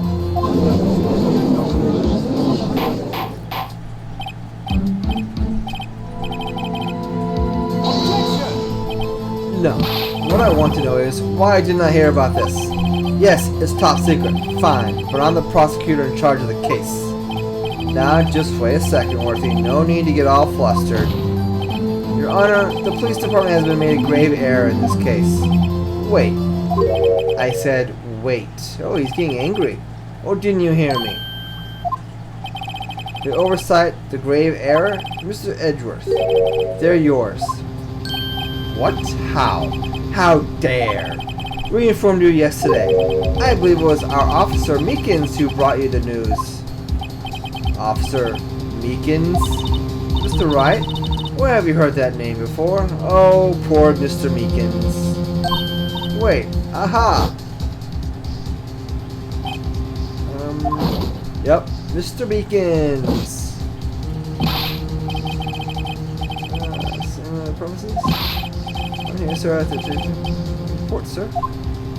Okay. You don't mean him? According to Meekins, you didn't accept the report. Hard to believe, but your officer, he told me. He said the report had nothing to do with the Atlanta Sky accident. Detective Bruce Goodman, murder of the police department evidence room. Mr. Edgeworth, the victim's name was written right on top of the report. Gah. Why didn't you also tell me? Honestly, I'm not sure if that officer was capable of making the connection. He just seemed challenged. Aw, poor Meekins. Objection! But sir, you could have submitted that report this morning to the court as evidence. Then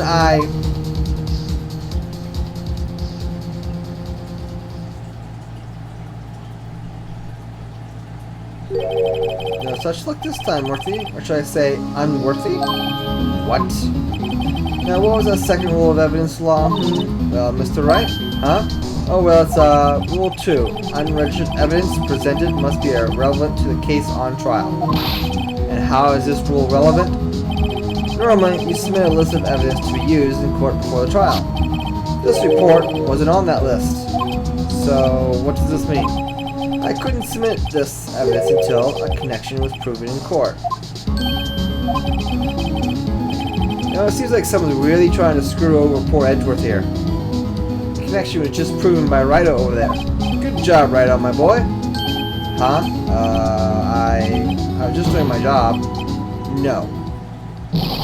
No.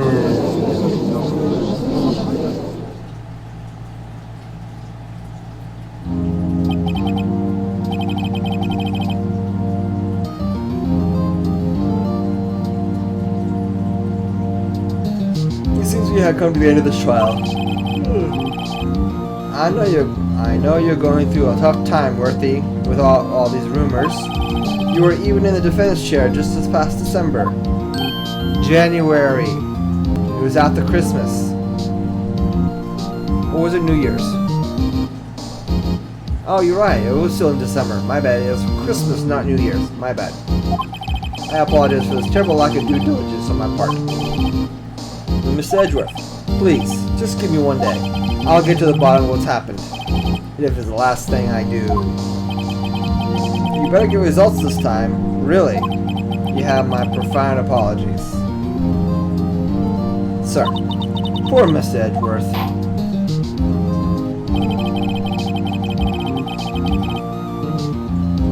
I don't think there's ever been an error this serious in the history of this court. We'll grant one for the day as the prosecution is requested. Would that be sufficient, Mr. Edgeworth? From here on this case, or just like the upcoming video games? Runian? Yes, Your Honor. Thank you. Whatever your punishment for this is, for your sakes, I hope it's not decisive. Very well. Court is adjourned. I get the feeling it's probably because they all were on Von Karma's side. I have a feeling the person behind this particular case is also Von Karma, I bet.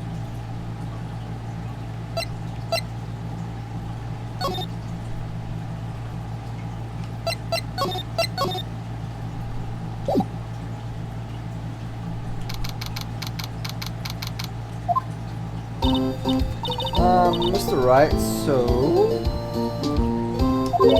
what's going on with the case anyway? I'm a little confused. Huh? Well, let's see. What's going on?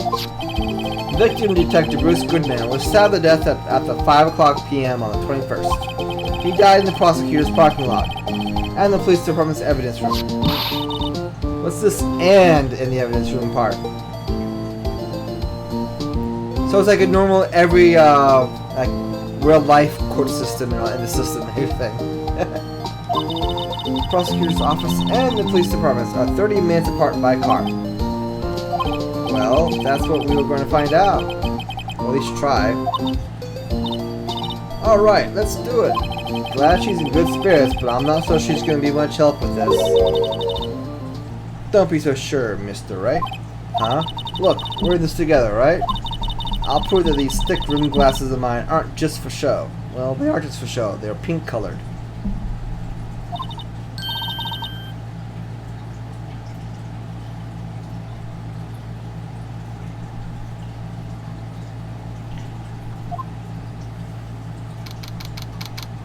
You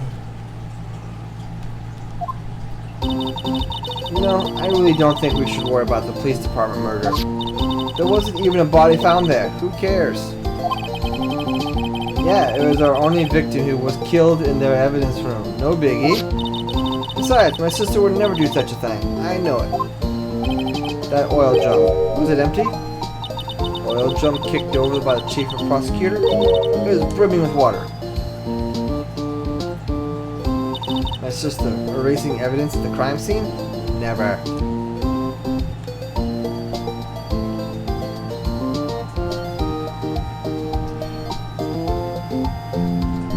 Now, when you say it's in the investigation, do you mean the investigation days and not the case days? Because isn't it just, you know, one type of game? I'm confused. Even Even though she says we don't get along, Emma really likes her sister. That's not at all. It's just we're both professionals at what we do, and I trust her. Big words for a high school student. Well, whether or not there was blood on the floor or not, the water in that drill drum washed it all away. Hehehe. Ignore the strength of my science at your own peril, Mr. Wright. Oh, the 2-game-long spin-off, is it actually like court cases, or is it just, you know, normal investigation? Like, oh, like what we're doing right now, and not actual court cases? Huh? What's that grin for? This situation calls for one thing, and that is luminol testing fluid. I would have said science, but this works out. Interesting. Very interesting reading. Well, blood is sticky stuff, you know. You can't just wash it away with a little water. Even if you can't see it, it's still there. But wouldn't the police have already done those tests? Never trust anyone's eyes but your own, Mr. Wright. Just give it a try. Me? Why do I have to do it? I'm a minor. I can't even drink yet. We're testing blood stains of this stuff, not drinking it. Here, look. I'll lend you these glasses. Huh. You had an extra pair of those things? Oh my. To test for a blood reaction, just spray the luminol on it. Like this, see? Okay. No, I think I remember you doing this in another of these games, like tapping all over with the spray all over the entire screen.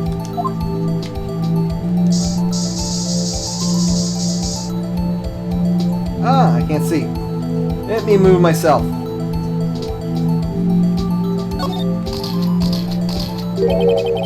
Okay. Let's move myself back.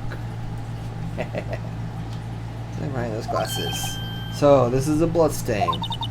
It's so ugh. Emma, you're shaking. It's just, this is my first time seeing real blood. Scientific investigation in action. Okay, we'll definitely know that this is a blood stain. But doesn't something strike you as odd, scientifically speaking, of course? What's odd about it, scientifically?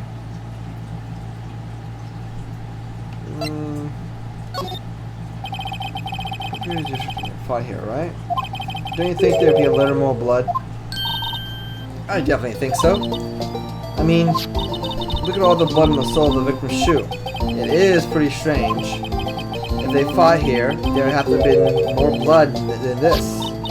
Hey, Mr. Wright? I'm gonna mark the floor plans where we find the blood stain, okay? Can I check more? See, I'm pretty handy to have around, right? Yeah, and this stuff's pretty handy too. I saved up my allowance to buy that.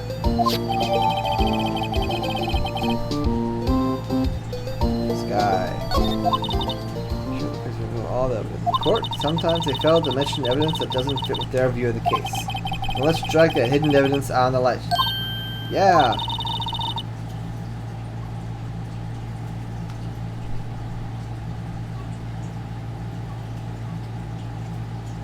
Feels like we're really investigating crime now, doesn't it? Guess I should give this spray on anything suspicious. Ha! Oh, Sheila, I wonder how that fluid of yours will react to a nice steady box. Miss Starr! You only trust your own eyes, hmm? Not bad, you two. This day old deli box is on the house.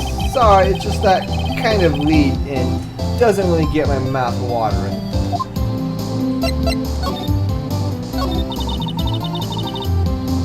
Certainly put me in a tight spot today. My apologies, Miss Starbuck. No, it's okay. It was my fault. Oh, we know.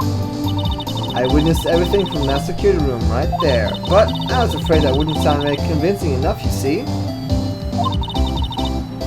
I was wrong to think that. I'm sorry. Sorry, you lied on the witness stand. That's unforgivable. Little girl, don't forget that's what's important here. Even if the place I witnessed the events was different, I still saw what I saw. I saw Chief Prosecutor Sky stab a man in cold blood, and that testimony still stands. Ah, I swear on my honor as a detective, she stabbed Goodman.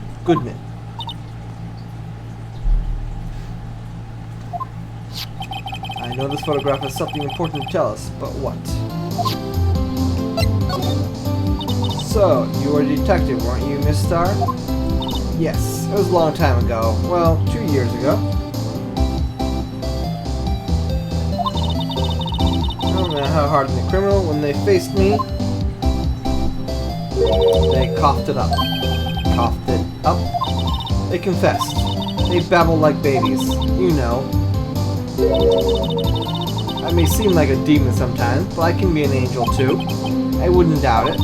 Every day I dragged the dirt out of the mouths of suspect after suspect. And before long, they called me the cough-up queen. Oh, and here I thought it was someone who got food poisoning from your lunches. And you were let go? Or fired? I'm my dream job on being a investigator. And if these prime and proper prosecutors hadn't let me go, I'd still be one today. It's all because of that case. Yes, L9 accident. Wait, she doesn't mean.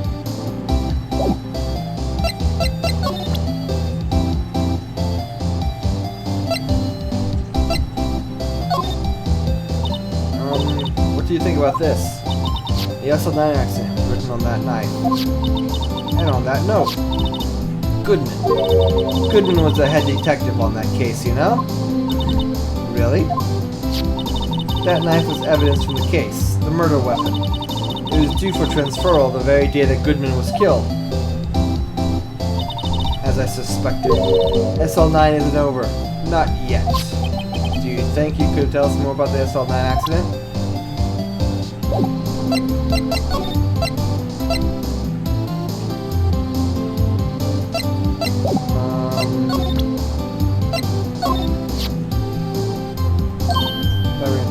Right. We found this ID card here in the parking lot. Well, there's no mistaking that. It's definitely Goodman's. But it's the same ID as the man who was killed at the police department. That's impossible. I wish I could be so sure.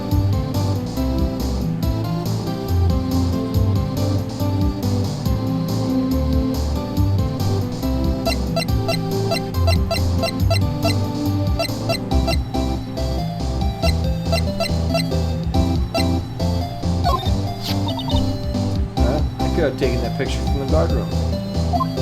But even I get flustered sometimes, so you went straight to the scene of the crime? I rushed towards the chain link fence in an effort to stop the murder. That's when I took this photo, yes. In other words, 5 minutes after the crime. Those 5 minutes is the whole problem. The whole of my testimony, as it were. 5 minutes weren't the problem, Miss Starr. You lying was the problem. Listen, little girl. I had my testimony disregarded before, and I wasn't going to have disregarded again. Just like that time. That time?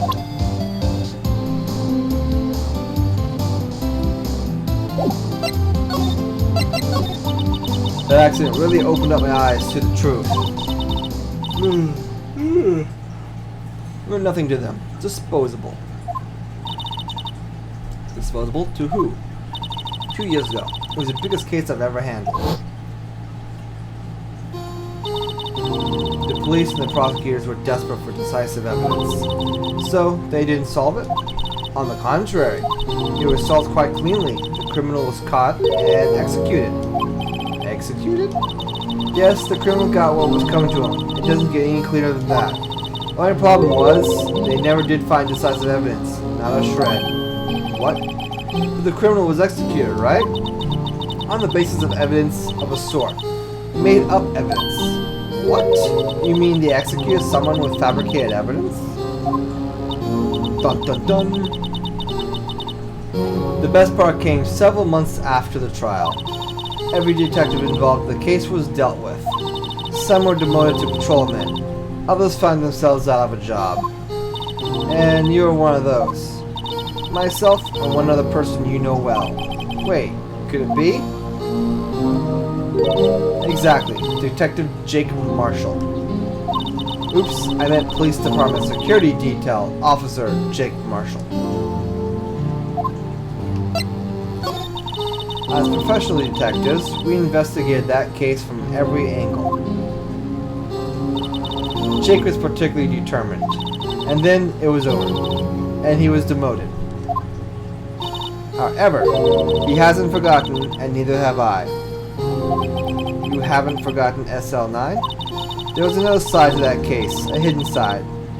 That's what we're after now, and no one up in their fancy offices can stop us. Wait, those lunches you sell. There's only one reason I come to sell lunches in this cursed office. I come here to meet old friends, boyfriends that can help me investigate. Mr. Starr's old boyfriends, how many does she have anyway? Just when all the detectives on SL9 have disappeared, we find new evidence. There has to be a connection.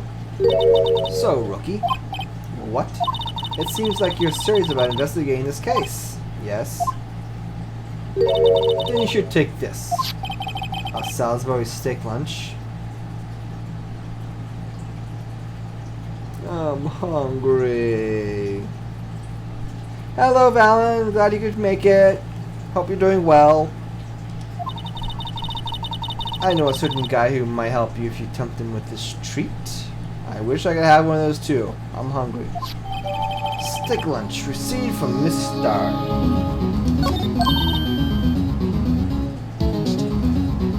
Miss Starr?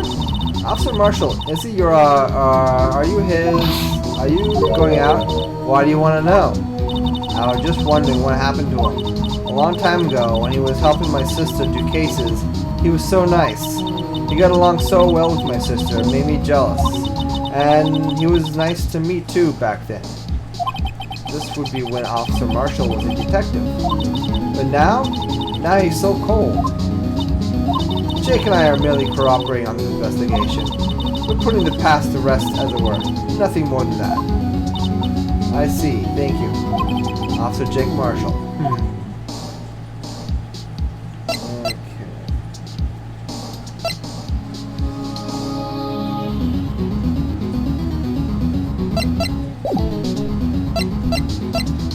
Yeah, I know. Note to self, next time I go grocery shopping, get some steak.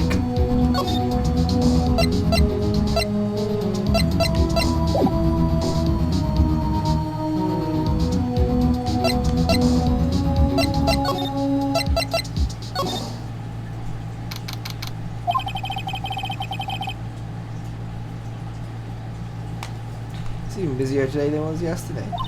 The detectives are running around so fast they're blurring. I suppose it makes sense. The detective did get killed here after all. Ooh, that sounds delicious.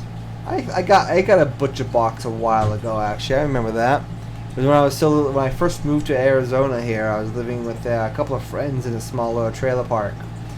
Me and him ordered a butcher box.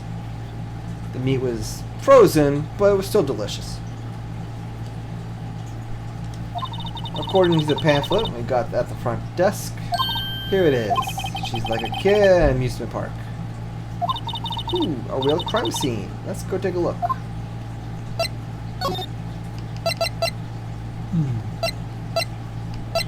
Car station. Let's go talk to this guy here. What's with the decor in this place? It's very eccentric. According to the pamphlet, this is the guard station and the evidence room. So, beyond that door is the evidence room, the scene of the crime. Sure seems that way. Oh, ooh, what's wrong? It's those cacti. They're so prickly, so imposing, it's hard to think straight. If you can't handle the cacti, stay out of the desert.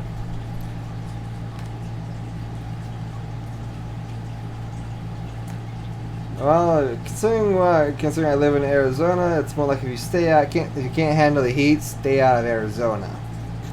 Same thing with the cacti. There's plenty of cacti around here too. Oh yeah, that's for sure. The one, especially here in Arizona, is actually just throughout the entire hot, warm months. Since being winter, it's not all that cold. It's cold at night. During the day, it's warmish. What I want to know is, at this car station, where's the guard? I have a feeling I know who he is already.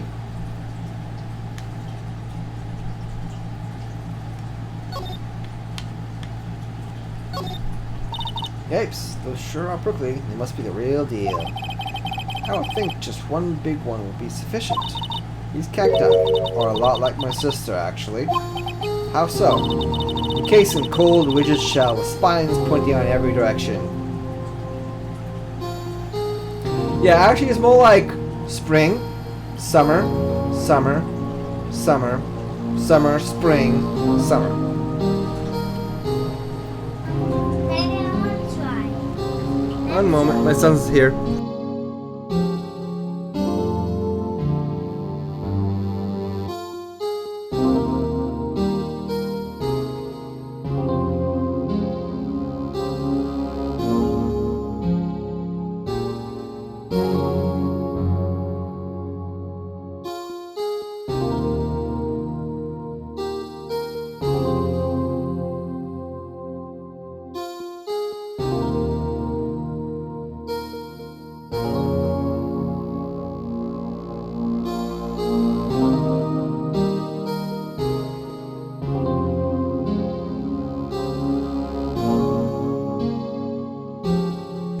Okay, I'm back.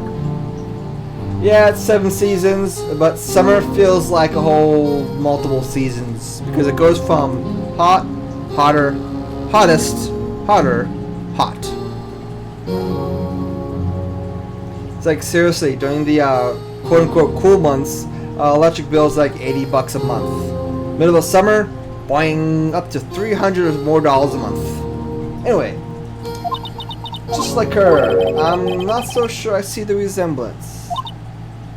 It's more an attitude thing than a physical similarity. There's a security guard uniform hanging there. It looks more like a costume than a uniform, honestly. A weather jacket, a leather pants, a leather... what's that called again? A paunchy? Paunchy? Pinchy? I know, a poochie. Poncho. Wait, maybe that wasn't it. It's a poncho, but I think I'll keep that information to myself for the time being. Looks like there's a video feed from the evidence room here. Excuse me, sorry about that.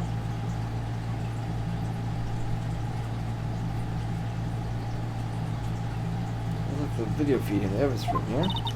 The light blinking below the monitor. It says recording. I bet we could use this computer to check out who went in and out of here.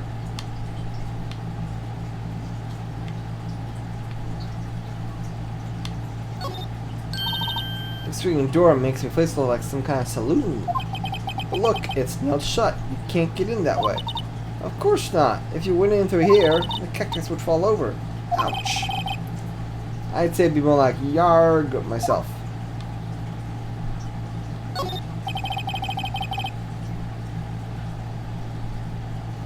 The evidence room is beyond that door.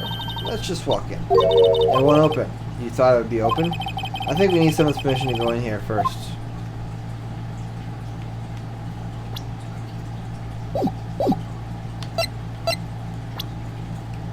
Curious.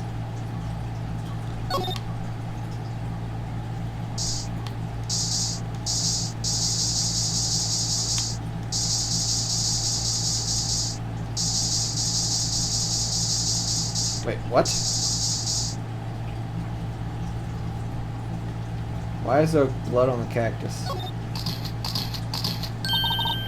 Wow, we got a reaction. There's clearly blood around the spines here. This room is pretty messy. Someone must have tripped over or something and planted their head right on these spines. I think that might be more painful than being murdered. That's amusing.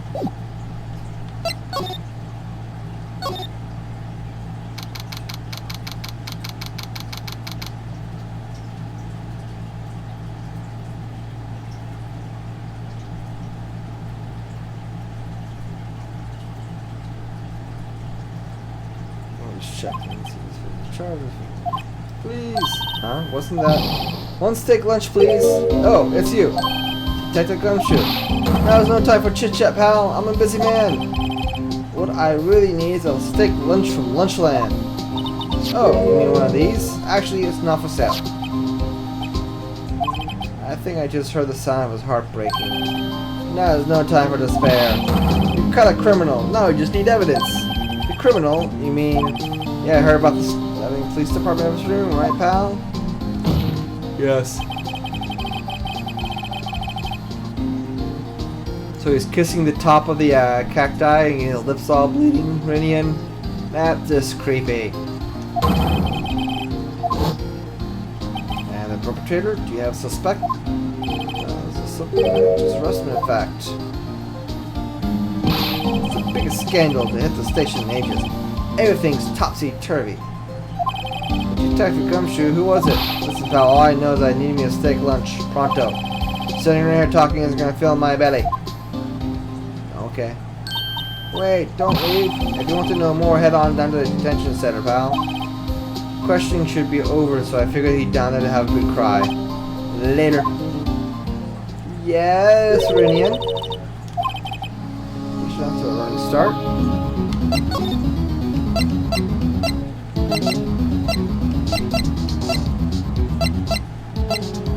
Why can't I get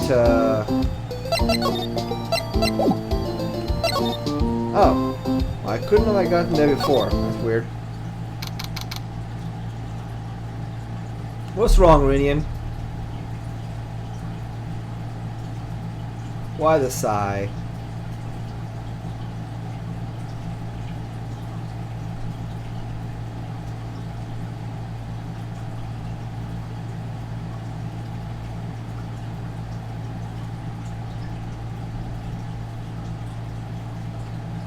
Rinian.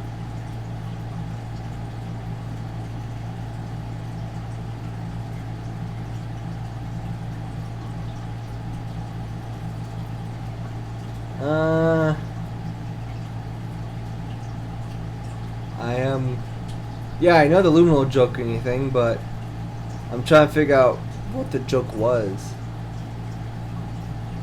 Oh. Oh. Oh. Moving along? Still, I do feel better about it a little. I mean, they caught the person who stabbed Detective Goodman, didn't they? Yeah, I guess. I know, I got what you mean now, Ryan. Best not to get too far down that road right now. Things will just get confusing. Ow! Turn my volume down a little bit. Sir, that's what I'm saying. Me? A perpetrator? I'd say I was the perpetrator again, sir. That's what I'd say. Oh, it was Meekins. Hi. Greetings, sir. Wait, I know who you are. Excuse me, but is Mrs. Edgeworth anywhere on the premises? I'm here, sir, at the request of the chief, sir. I got a report, sir. Officer Meekins, so you're a guard here at the detention center? No, sir, I'm not. I'm a little lost patrolman here. I got a little lost lamb, sir. Oh, I get it. You're here to deliver a report? No, sir, I am, how shall I say this? Wait, he isn't, is he? You, Officer Meekins, you didn't, did you?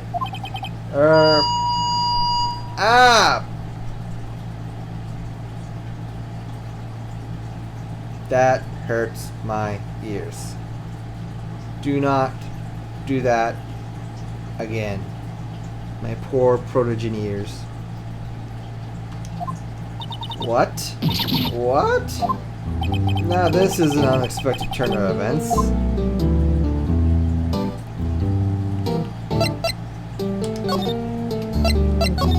Okay, I am turning my sound down a little bit, and let me turn the sound for the game a little bit, just a little bit, because that's, I have a feeling that's hurting not just my ears. Okay, let's try that a little bit. Sir, I'm a patrolman with General Affairs, sir. Ow, I can hear you fine. I can hear you fine, Officer Meekins. I had some business that day, sir, so I went into the evidence room, sir. The guard station in front of the room was empty, sir. So normally there's a guard at the evidence room. That's right, sir, because evidence is kept in the evidence room, sir. Now the security officer was none other than Officer Marshall. Marshall? Then, sir, I happened to glance in the security room monitor. That's when I saw him, sir. A suspicious person in the evidence room. A suspicious person, sir. A suspicious person. Ow. What the heck is this guy doing? I'm wondering the same thing. So what happened then? After that, sir, Everything went white. I saw red. I blacked out. And when I came to, I was here in the detention center. How long were you out? Days? Might I ask, what happened to your hand? Sir, there was no one to bandage me, sir. So I did what I could to wrap it up, sir. Bandage on his hand? Just like Miss Sky. Yet another similarity between this case and the one at the prosecutor's office. First thing first, tell us, how did you hurt your hand? Don't mean to pry, but are you the perpetrator, correct? You killed Detective Bruce Goodman in the evidence room, right, sir? Please don't look at me with those sad puppy dog eyes, sir. If you have to label me as a perpetrator or victim, sir, then label me as a victim. I would, but you have to be in detention and alive and well at that. Ah, yes, well, that's true, sir. I suppose you could say that. Did you know the victim, Detective Goodman? Well, sir, if I had to label him as a stranger or a total stranger, imagine that he leans heavily towards the total stranger side. So you did know him. Sir, I worked in a tiny department, devoted to light and other creature comforts. I don't know any detectives. So if he was a total stranger, why did you stab him? Sir, I had no intention of killing him, sir. None. Ow. Nor do I have any recollections of killing him, sir. At least someone around here is more confused than I am. About your hand, did that happen during the course of the crime? Well, you see, sir,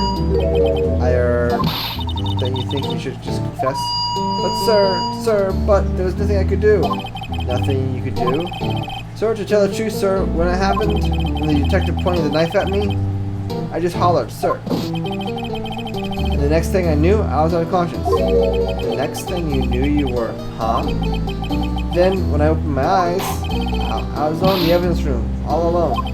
Alone? Because Detective Goodman had disappeared. What? Then, when I looked down, I was gushing blood from my hands, sir. Oh, the shock. Oh, the sorrow, sir. Can you imagine how I felt? The victim's body disappeared? That's some story.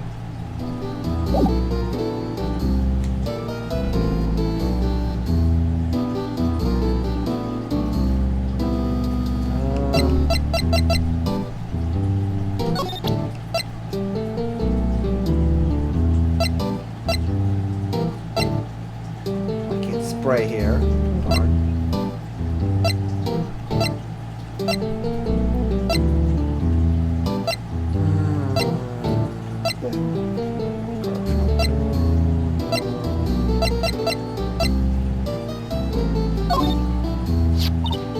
Do you think this could take a look at this? Hey, that's it, sir. That's it. What's that? My head was blank until this very moment. But, sir, now I remember. Sir. You mean you remember what happened? Correct. That card. That card was the cause of it all. This ID card? Exactly, sir. That's exactly it. Nothing can be more exact, sir. Nothing. I'd better pry into this one a little deeper. Prime details. Can you tell me what it is you do remember? Well, sir, you might say I'm a little patrolman. A lost little lamb, if you will. I didn't know Mr. Detective Goodman who was in the evidence room. And that's why you thought he would look suspicious? Sir, I entered the evidence room and asked for the man to show me his ID card. Well, that sounds pretty much by the book so far. Ow. That's right, sir. That's what I've been trying to tell you. So you asked Detective Goodman to show his ID card. What did he do? That's the thing. Suddenly he pointed a knife at me. What? Sir, I assure you, I was as flustered as you are right now. So I whooped and leapt at him. Detective Goodman pointed a knife at him. Do unto others before they do unto yours. My own father's words, sir. Well, what happened then? Well, aye, sir, everything went white. When I awoke, I was here. Right.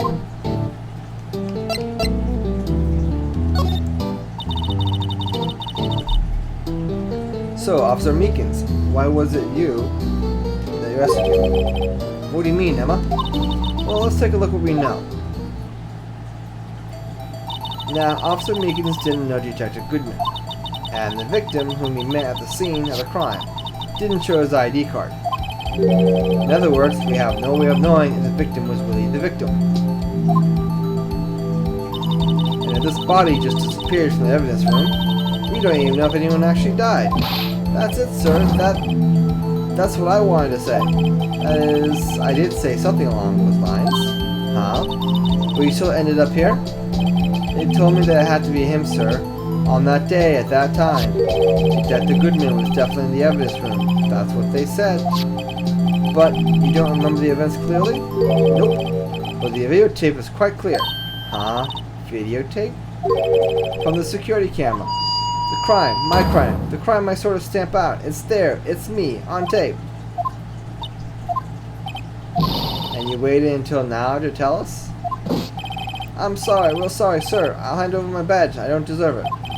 No thanks, I have my own. Well, I guess we better go check out the crime scene. Okay.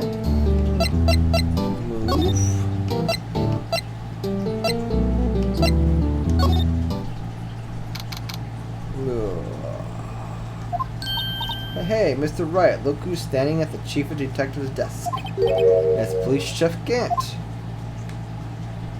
And you're sure this is all, You know what it means if there's anything missing? Sir, I am sure they're most likely totally perfect. We checked all his drawers, lockers, garbage cans, bags, coat pockets, hats, under a seat cushion, behind his computer monitor, inside his personal coffee machine. I see. Well, if anything does turn up, you call me right away. Deal? Yes, sir. We'll scour the place again, sir. Chief of Detectives looks a little flustered. Ah, righto, my boy. Have you been? Swim much? Ho, ho, ho. Chief Gant, reporting for duty, sir. Why are you saluting him, Mr. Wright?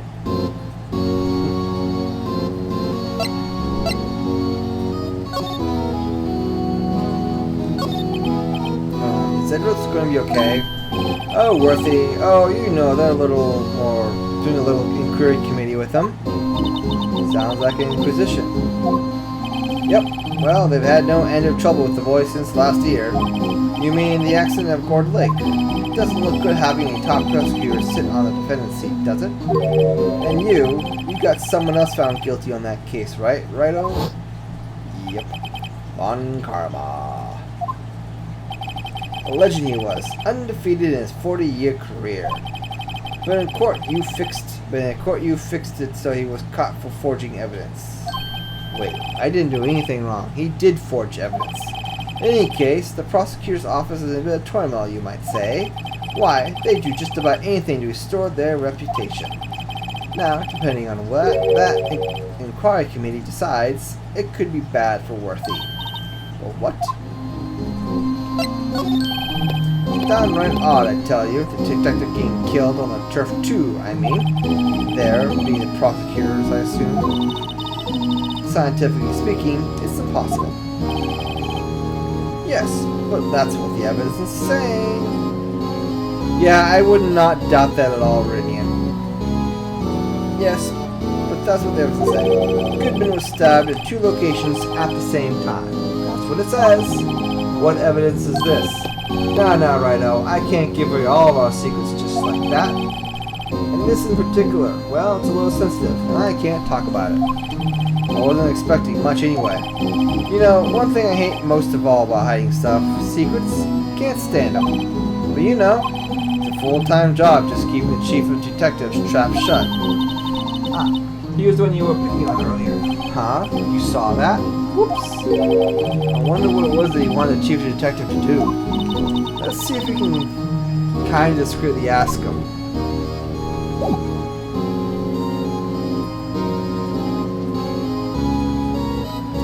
Let's see here.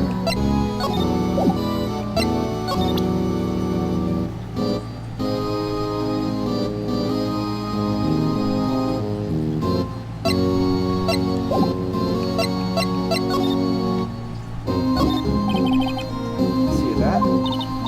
What exactly did the chief of police want you to do?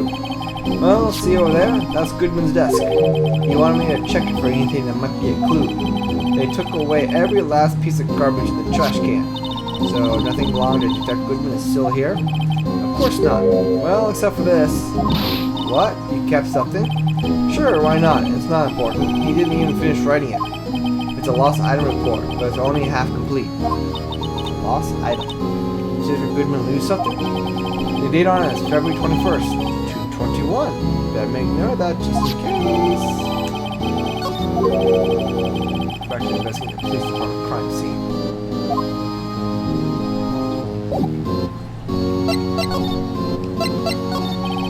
Actually, I was wondering if I could ask you a favor. Well, I never thought the day would come when Rido asked me for help. I was wondering if you could investigate the evidence room. God, that creepy stare. Now, Rido. Actually, I'm sorry. I don't need to investigate. Well, Rido, please do. Do I look like a selfish man? Yes. Yes, you do. Huh? Heck, if anyone asks me, sir, can I borrow $50? I give him $50, no problem. So go ahead. Investigate that room to your heart's content. Knock yourself out. It just goes to show you never know until you ask. And for you, here, you can borrow this.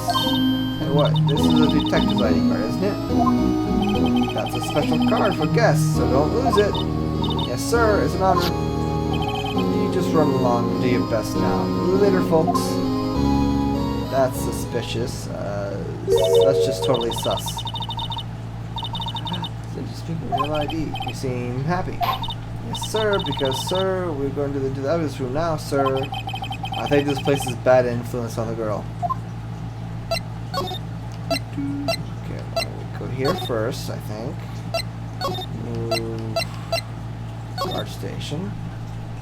Move, examine door. That door.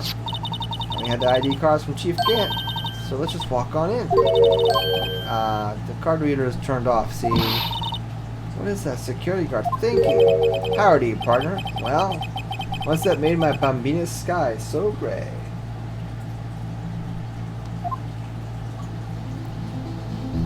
Boy, this music is just so him. What's that? Why does it have to be him look for? As you may have surmised, this here is my saloon.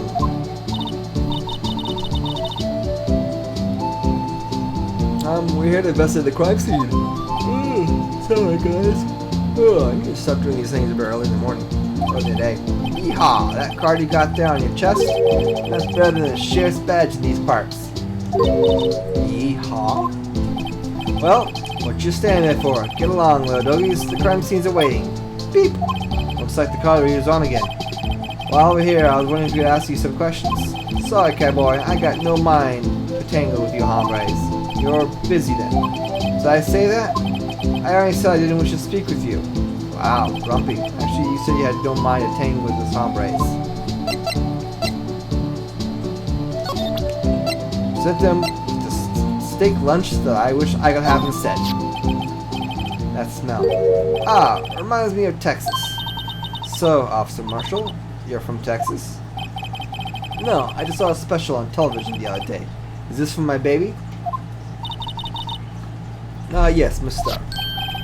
What's this? What? What's wrong? Filet steak lunch? I see. I see. I don't see. I wonder what it means. That's sus. Alright, Bambina. You win. Ask much smack. Finally, it seems like he's willing to talk.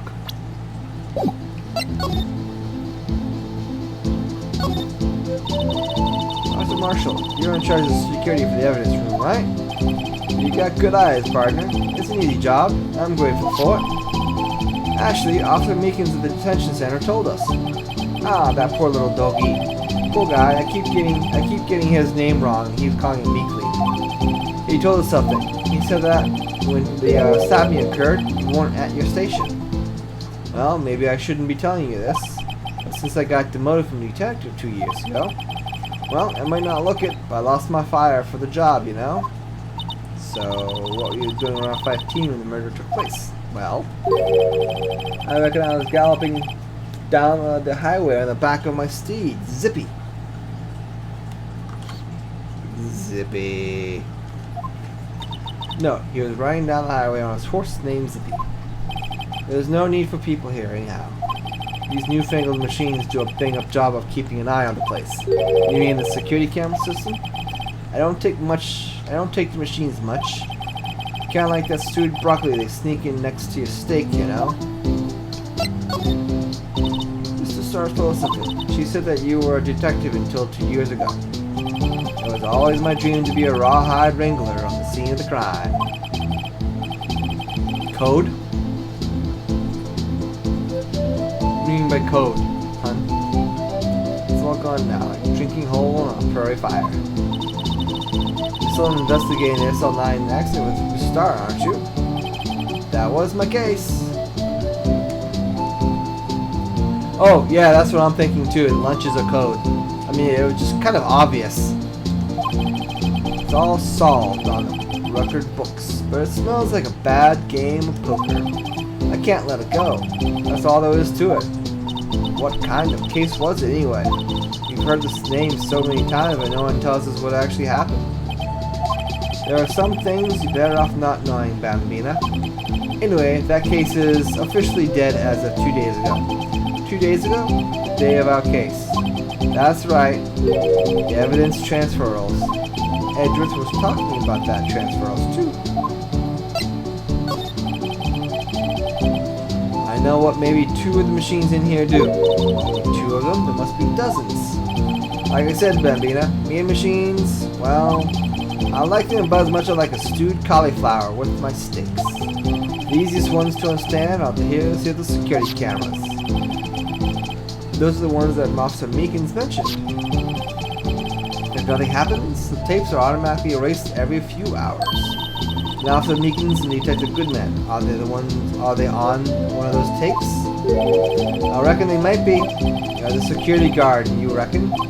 One more thing. When you go into the evidence room, you need an ID card. Thus the card reader by the door. The card reader leaves a record of every ID card that passes through. Ooh. I do indeed see a Goodman's ID there. But who is 49 something? Hey, I've seen that somewhere before. Sorry, Bambina, I can't show you more than that. Huh? I haven't heard whether this is related to the case yet. Mr. Wright, I saw a number on the record just now. I've seen that number before. There is some way I can prove that record is tied to the stabbing.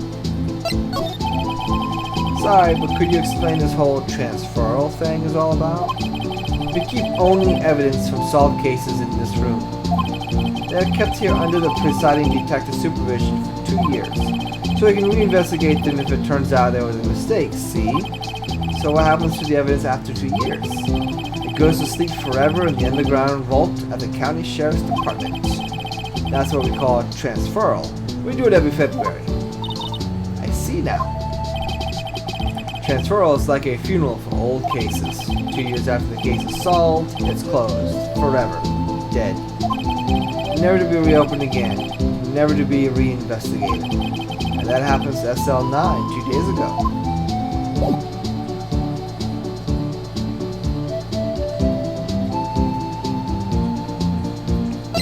This seems to be working well for everyone.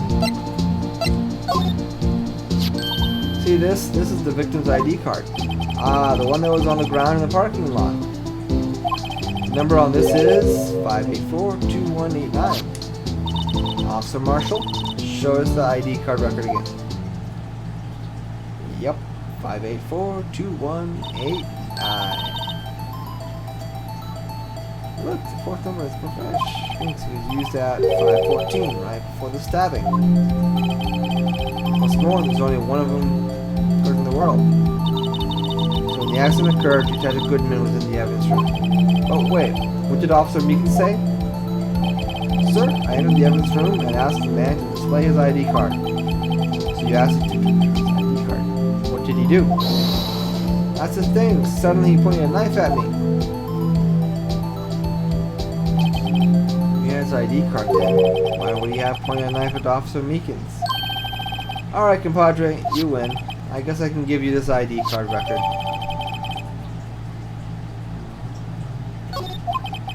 Got an idea. Maybe I should show this list to other people with IDs here.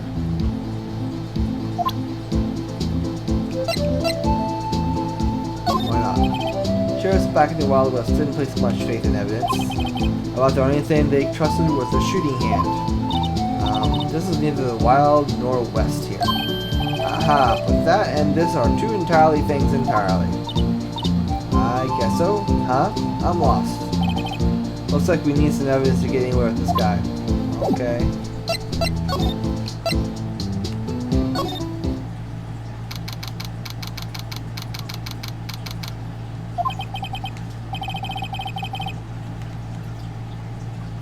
It's quiet.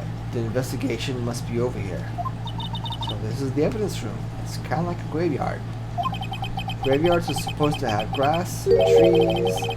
This feels more like a morgue. And nice try, Mr. Wright. You can't scare me. Ah! Whoa! Did she just smack him? Sorry, I thought you were a ghost. I wouldn't recommend going around smacking ghosts in the head, pal. Or, you know, smacking police. That's not a good thing to do. So it's true, what I heard. Righto, please do. Do I look like a selfish man? Heck, oh yeah, whatever. Go ahead.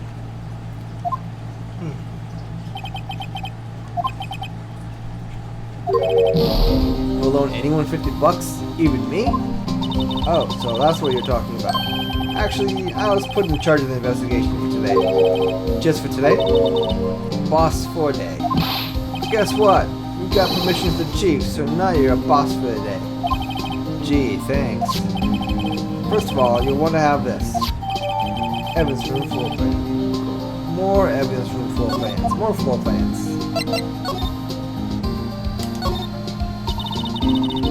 So you Detective Gumshoe, you're boss for the day? That's right, it's an honor. After all, the murder took place right here in the police department. But if you're a boss, why are you all alone? Where are your underlings? They're using yesterday's findings to prepare for tomorrow's trial. In other words, you got kicked out of the investigation. Again. I'm adamant though. I'm going to take control and put this case to rest. My own evidence locker, pal. You have a locker here too, Detective Gumshoe? Aha, of course. I'm a detective after all. They gave me a locker that only I can open, pal. Only you can open? I'll always be with Mr. Edgeworth, no matter what happens. So, Mr. Edgeworth is with the inquiry committee right now. They're trying to figure out who's responsible for the mess up in court today. I see. I guess this is what you call fate. Mr. Edgeworth just can't get away from that case. That case? Yeah, that case. The SL9 accident, of course. That was the beginning of the end for Mr. Edgeworth. Maybe we get to tell us more about the case. This place is more high-tech than you might think. Every locker is fixed so that only one detective can open it. Using their ID card? Well, that's the thing, pal. ID cards can be lost. That's why I'm on my third card since entering the force already.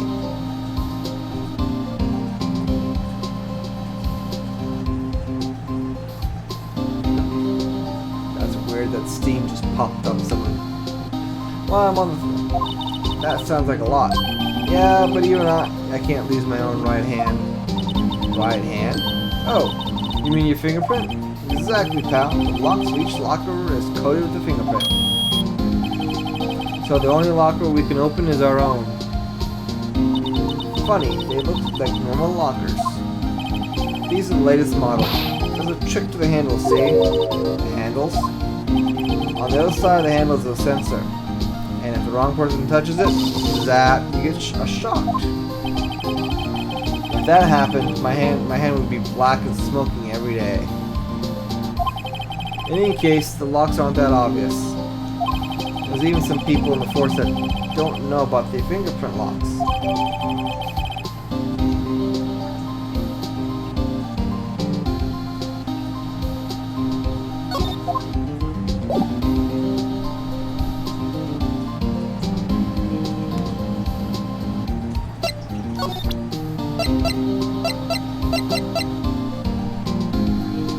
This was evidence stolen from here, so... There's a note, and that's switchblade knife. I bet Edgeworth was the most surprised of anyone, because of the SL9 connection. That was Edgeworth's first big case, you know, 2 years ago. That was the first time the world knew Edgeworth was a man to be feared. But why would evidence from that case turn up now? I guess it's not over, pal. Maybe there's some loose ends left on that case.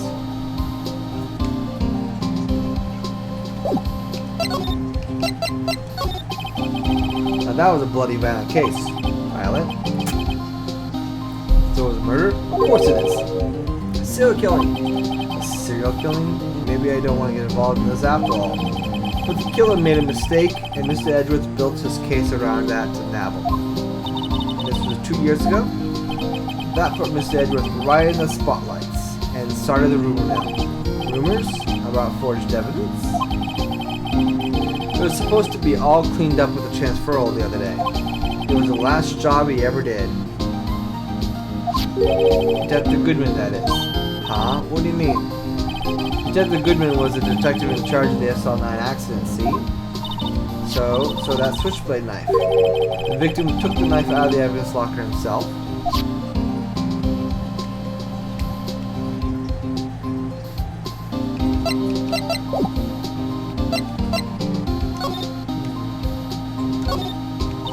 Wow, look at this big pile of junk in the corner.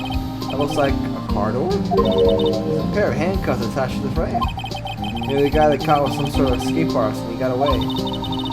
Hey, that's one of those human profiles for range testing. He was shot square in the forehead. Better hand than us. There's something sticking out here. Looks like a shirt. I guess it must be evidence for some case. I don't know if Detective Gumshoe puts this here. There you go, pal. Make me look out to be some kind of slob.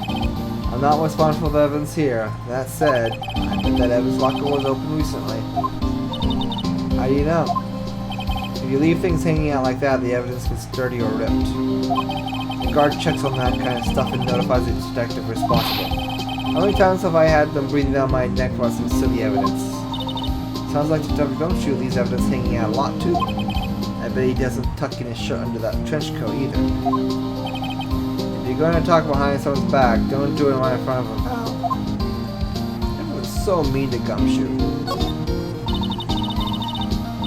Some evidence, something dreams. I'm not so sure about the dreams. It won't open. Did you really think it would? Hey pal, security is high tech around here.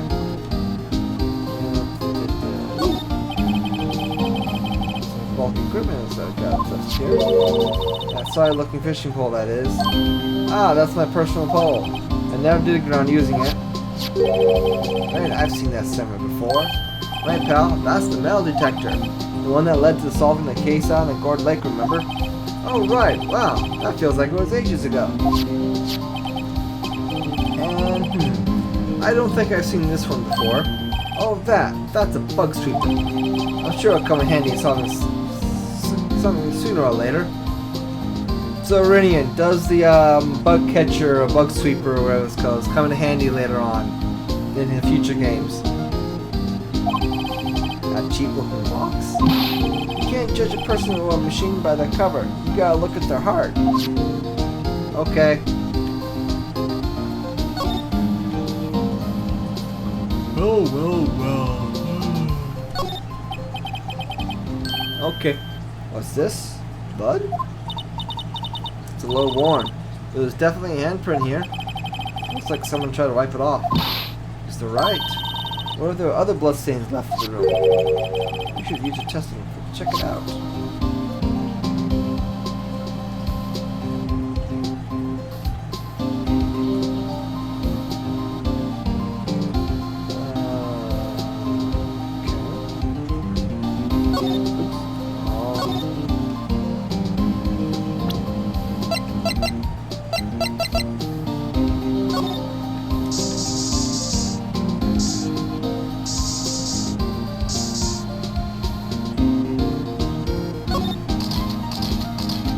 right light. You know, this is someone's right handprint.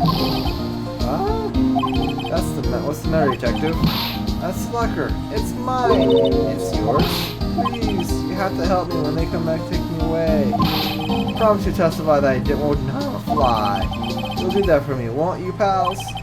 This is an important clue. I'll jot down on the floor plans. You can't trust. Believe me, you can't trust the police. What? But you're a detective. I see that, but let me just kind of catch anything. If there's anything else. Up here, roof. You never know. I'm just wasting all her spray, all the money she spent the allowance on.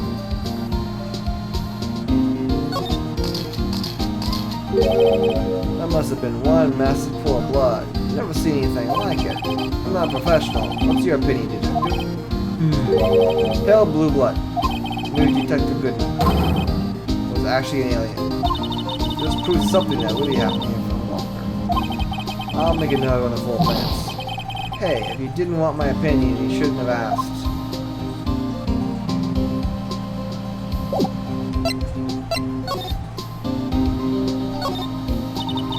Some paint doing here. Since the dawn of time, true art has always been a war against oppression. True art? I noticed those blue and yellow paint here. Ah, witnessing the birthplace of the Blue Badger. Well, you might say this is my studio. Here, in the evidence room. Wow, someone must have broken something big to make all these pieces. Detective Gumshoe, perhaps? There you go, pal. Making me out to be some kind of hooligan. That's apparently from the case. The case? SL9, isn't it, pal? See the sticker on one of the pieces there? Another piece of SL9. Wonder what shape these pieces are broken. Want to try to put it back together? Ha! Good luck. That's no job for amateurs. That's why I spent a good 3 hours on that before I had to give it up. That's why I always carry around a tube of glue. Well, this piece looks like a bomb. Let's try putting the rest in peace. Seriously? I have to do this fancy thing now? Can I zoom in maybe? Let's try with this piece. Let's go with this piece here.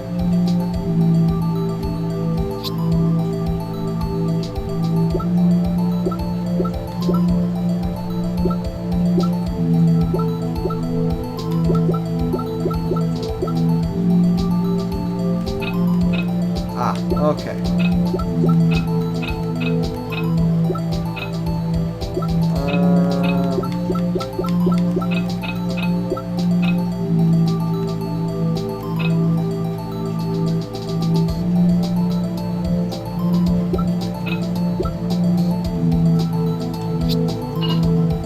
Alright. One piece down.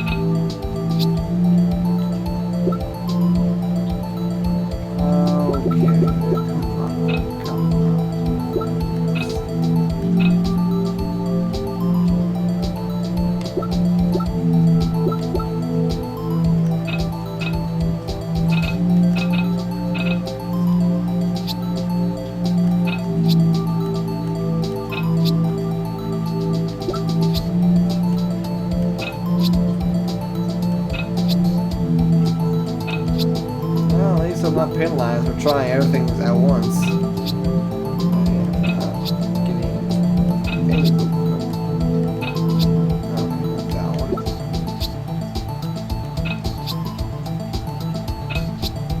Nope. Oh, there we go.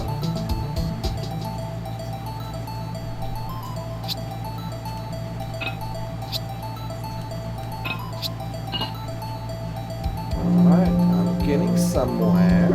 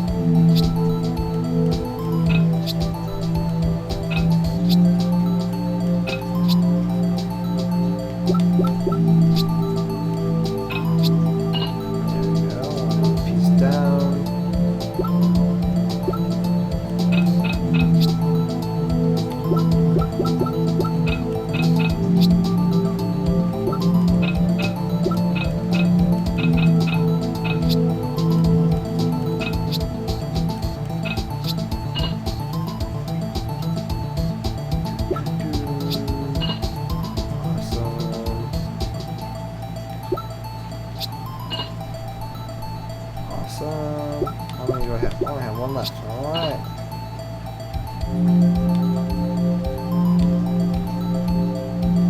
Yay. Huh.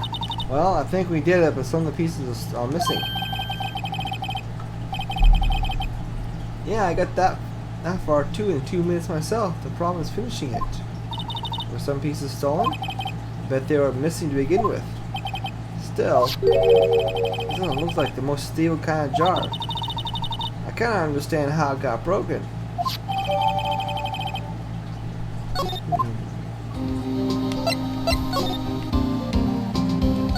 Still examining. Open the red indicator light above the door to 2. That locker's code. Detective Goodman's fingerprint. Goodman's locker. Are you sure it's okay to leave it open like that? Well, it'd be hard to get it open again if we closed it. It's empty. They must have taken the contents elsewhere.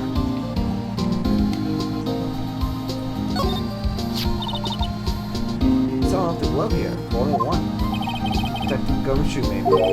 There you go again, pal. Making me out to be some kind of absent-minded detective.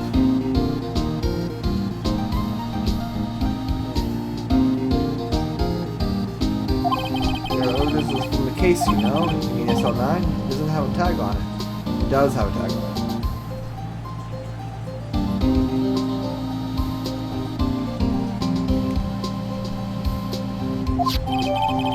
Diplomatic record.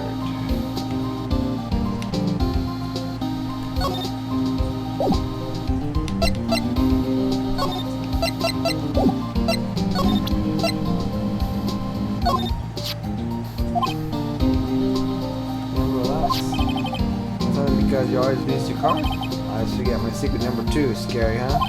My face should be idea enough. What's the world coming to? Go against the system.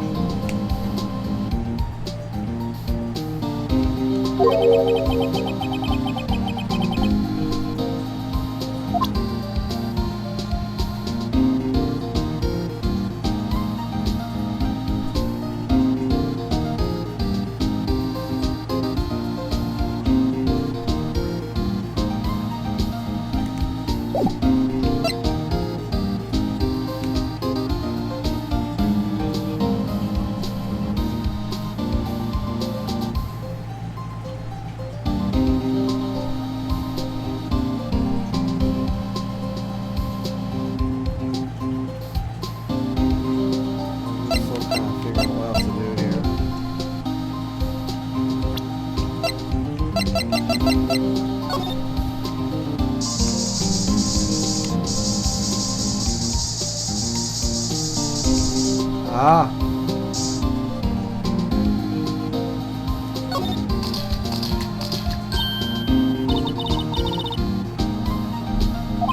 There's no reason for the murderer to be touching the spies if he fled out the door. This just might be something significant. Hey, that's some pretty amazing stuff you got there, pal. What? This? It's called luminol testing fluid. Where'd you get your hands on that? I'd like to get some too. I'll just borrow 50 bucks to the chief. Where do you get this, Emma? I always buy it by mail order.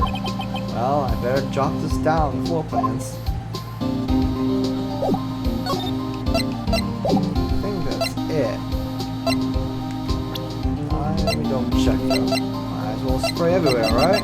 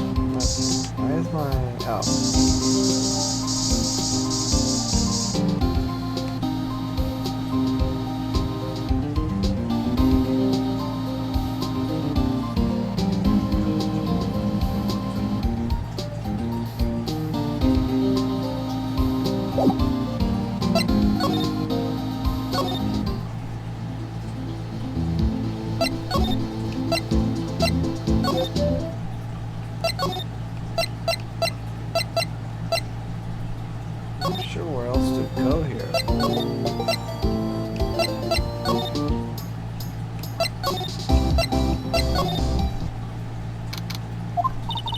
Well, this will be as classy as it was yesterday. And I'm sure it'll be as classy tomorrow. I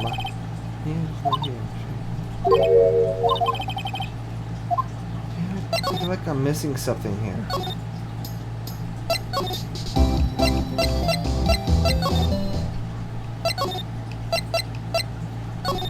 I feel like I'm still missing something in this room.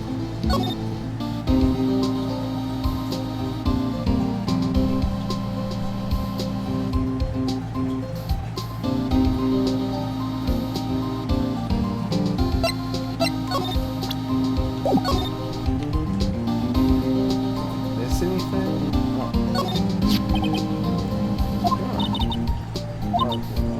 Piece is missing, and 2 doesn't seem well stable. I wonder what broke.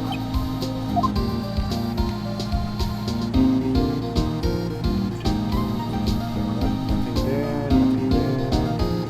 This is up here. Paint.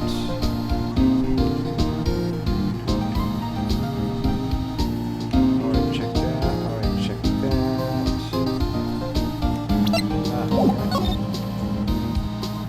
It seems like I'm missing something. What?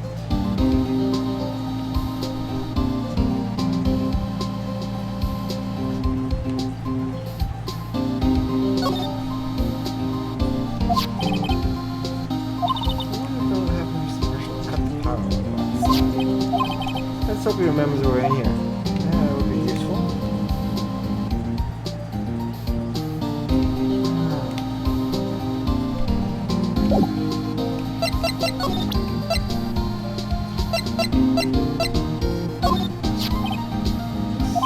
This is the idea for stabbing.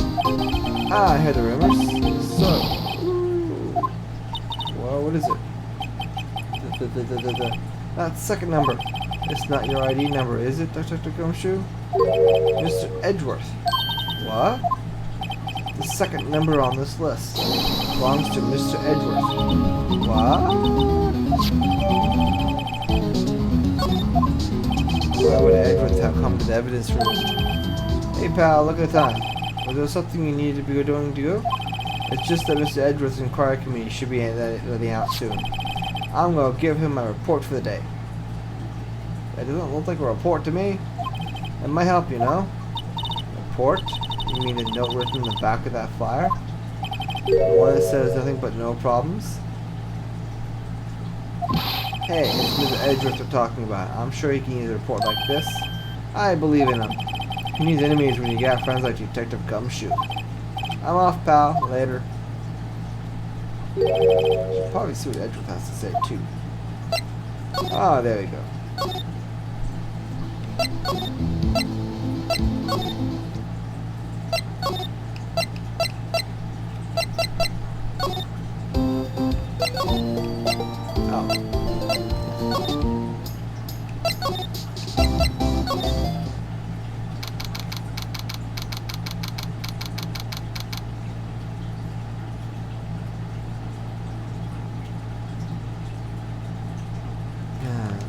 Oh, it's getting late too.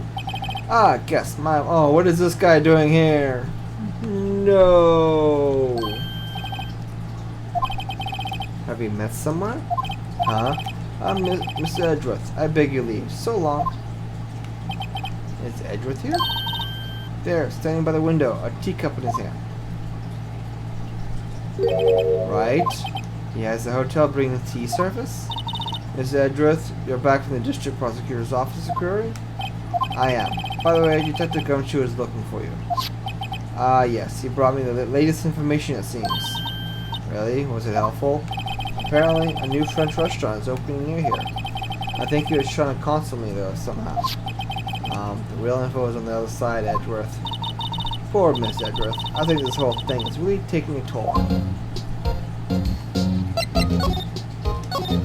So, how did the inquiry committee go? Actually, they decided to treat this as not as a case of concealing evidence, but as a communications error during the investigation. Concealing evidence? Yes, apparently there are some who believe that I concealed evidence. They gave me a warning. You were lucky this time. Again. Again? I've heard them say that so many times, ever since that case 2 years ago. Are you okay for the trial tomorrow? Well, I'm still the presiding prosecuting attorney. However, something happened? They gave control of the investigation over to the police department. The police department. Yes. Any further investigation for this case will be directed by the Chief of Police Gant.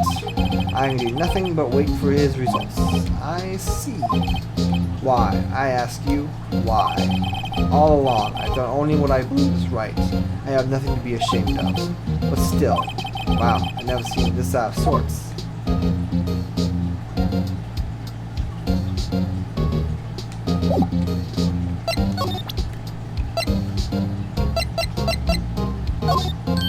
Oh, right. I better check this now. As I was saying, what's this? A record of ID card usage? Edris, you went into the evidence room that day, didn't you? Just before the incident occurred, no less. Yes, that's true. Why? Why, Mr. Edgeworth? Please don't look at me like that. I was asked to go there by Chief of Gant, no less. Chief of Police? He wanted evidence for a case that wrapped up half a year ago. He told me he wanted me to keep it here in the prosecutor's office. But it was solved, right? Why would he have to if it was already filed?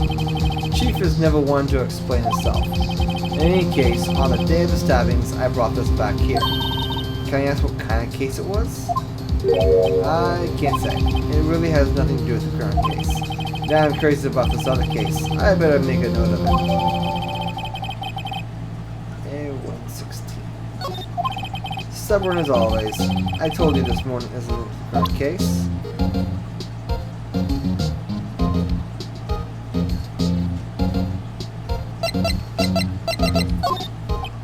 I know you. You've probably got a hold on some information already, alright? It all has to do with that case you're on, the SL9 incident. And some dark suspicions you are wrapped up in. Alright. Good night, Valen, if you're heading out. Nice. Thank you again for showing up. You are the man who revived the worst memory of my life. I figured I'd be telling you about this sooner or later. You must be talking about this fellow's murder in that elevator. Okay, Edris, why don't you tell me about it? Tell me the truth.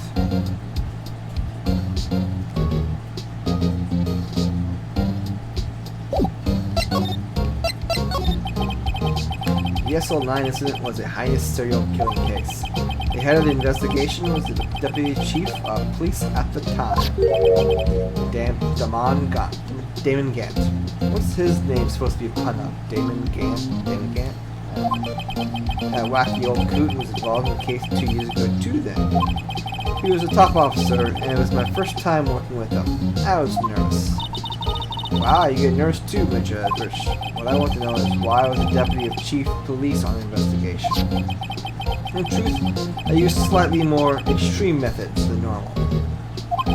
You were dealing with a vicious murderer. If I let him go, the blood would be on my hands. We won a guilty verdict, and the killer was executed. Wait, you didn't? Of course not. I didn't touch the evidence. Yes, I will do anything in my power to win a trial. However, I do have a code, and I follow it faithfully. By the way, Emma, the chief prosecutor wanted to know something. My sister? What? If you were still studying forensic science. Yes, of course. Why, just today Mr. Wright and I were using this. Luminol testing fluid, Well then, you might have use for this. I was waiting for that. Aluminum powder for taking fingerprints.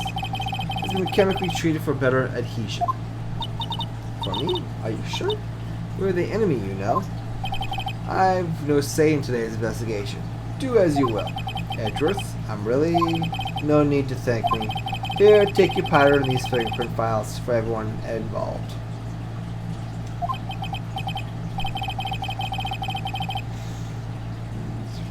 Well, yeah, why would you give the detective gumshoe? Seriously? You think it's a lollipop? I know I'm being bad. Right. Handprints somewhere. Alright. Ooh, underground parking lot. Move. Police department. Move. Guard station. Move. Evidence room.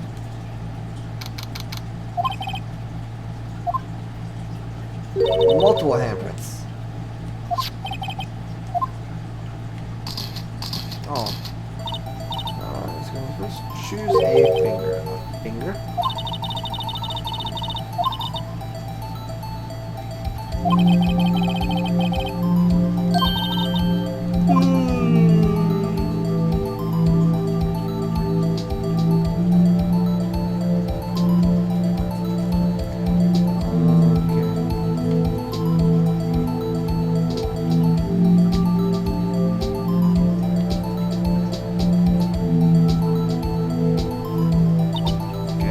It's time to check the footprints.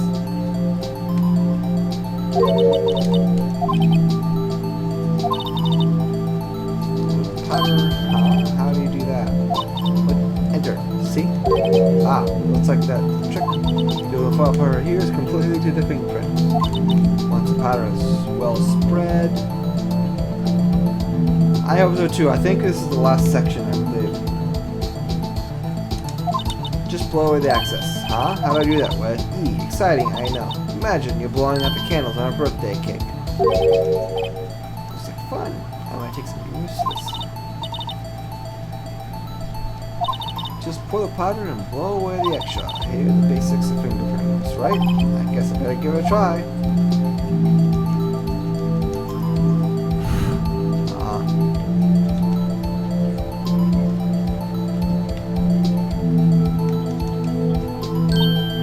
Did it. You found one. But it looks like nothing like a fingerprint. Now you mention it, I guess it doesn't. I think it was out of luck. Out of luck? The person who left this hamper must have worn gloves. Don't tell me you've been wasting your time here. Hey, calm down. That's just the wasting of goes. But it does seem a shame. While we're at it, why don't we look for other fingerprints? Other prints? Look into the locker door again closely. Okay.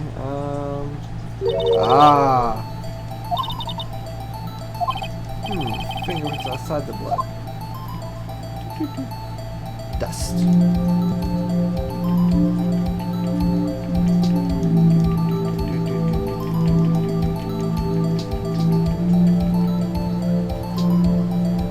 Bingo. Oh. Am I missing anything? There we go. Dazzling. Dazzling? Anyway, this print took a lot of effort to find. Let's match it up right away. So, James. Dazzling. Anyway, this print looks a lot. Oh, no, we can't do that.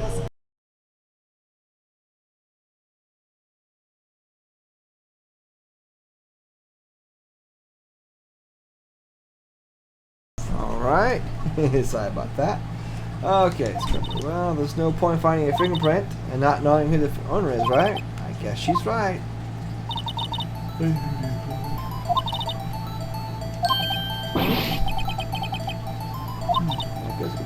guess. Well, yeah, handprint and fingerprints in two places, right? That means that the prints probably don't have anything to do with our case. So whose fingerprints we most likely find on this evidence locker?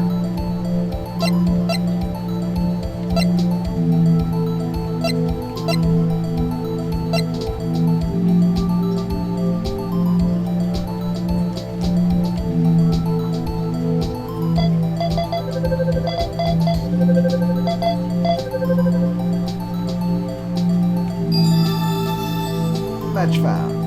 Yep. Aha. Detective Gumshoe. Something wrong, Mr. Wright? He gave me a so what look. I guess that's probably because I was a so what. So we came up with nothing this time, but as always next time, sometimes you hit, sometimes you miss. You gotta roll with the punches, Mr. Wright. Thanks for the sympathy. Wait, if I remember correctly, there's one other handprint in this room. Let's check it out. Yep.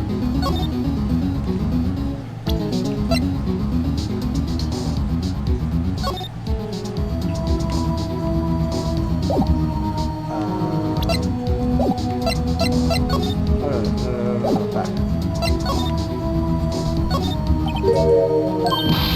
Different here. Okay. Wanna try using this? Yes. Go try sparkling again. Check for prints. Alright, let's check for prints. That's the spirit. Oh, I have to warn you first about something first. What? The area with blood was wiped away, right? We only ended up finding it using chemical means. Any prints in the area will be been wiped away too. Oh, right. So that means no prints? Would you say the probability of hypothesis is high? Don't ask me. Anyway, we must try to find prints that weren't wiped away. Prints other than the ones left by the bloody hand.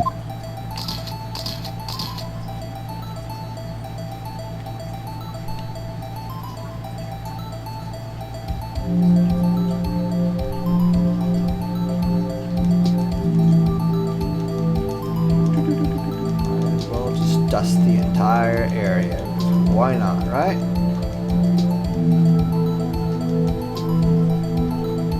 Hello. Wow, that's give it my best shot. This kind of results won't be income much well, but it does look like a good result from this point. Try to figure that. Okay. How's that one? Let's try thumb.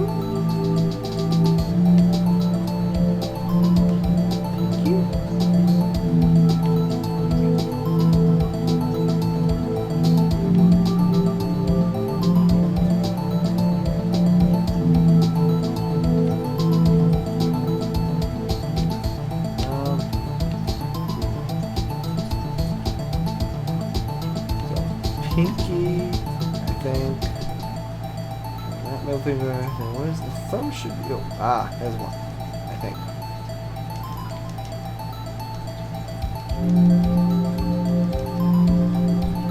Damn it, same one. I think.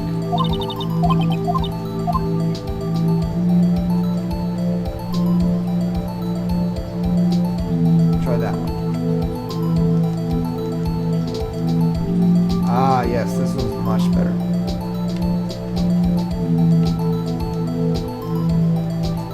Bingo, bingo, bongo.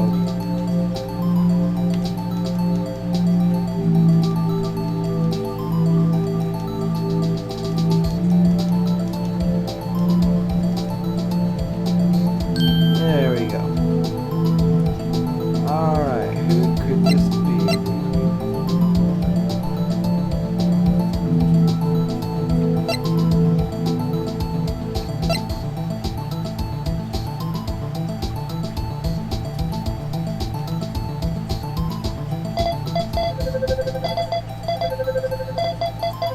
Awesome.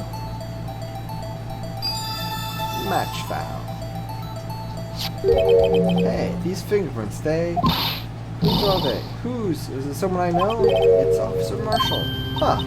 Officer Jake Marshall. That's gotta be a coincidence. He's not involved in the crime. Emma? This is slightly different from Detective Gumshoe prints. No reaction. The blood and the fingerprints are all in the same place. Oh. So we have Jake Marshall's fingerprints. What stains? So why would Officer Marshall? It looks like our investigation is finally turning out some results. I guess this is what you would call decisive evidence. I don't believe it. To be continued. Yay! Alright.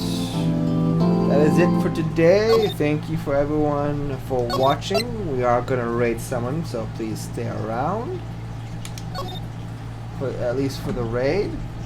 Who shall I rate today? Who is still waiting right now? Streaming right now. Not getting any show. Let's see here. Why does this keep flicking like that? I have someone I want to, but where are they? I guess they've stopped streaming for the day, and that's alright. So let's go and do.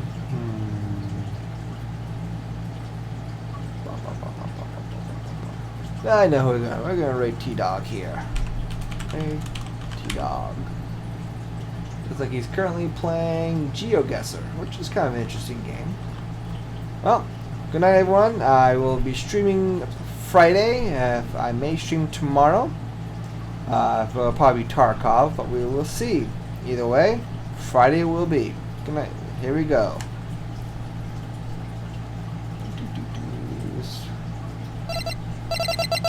Okay, it's about to start the raid. Everyone stay, and here we go.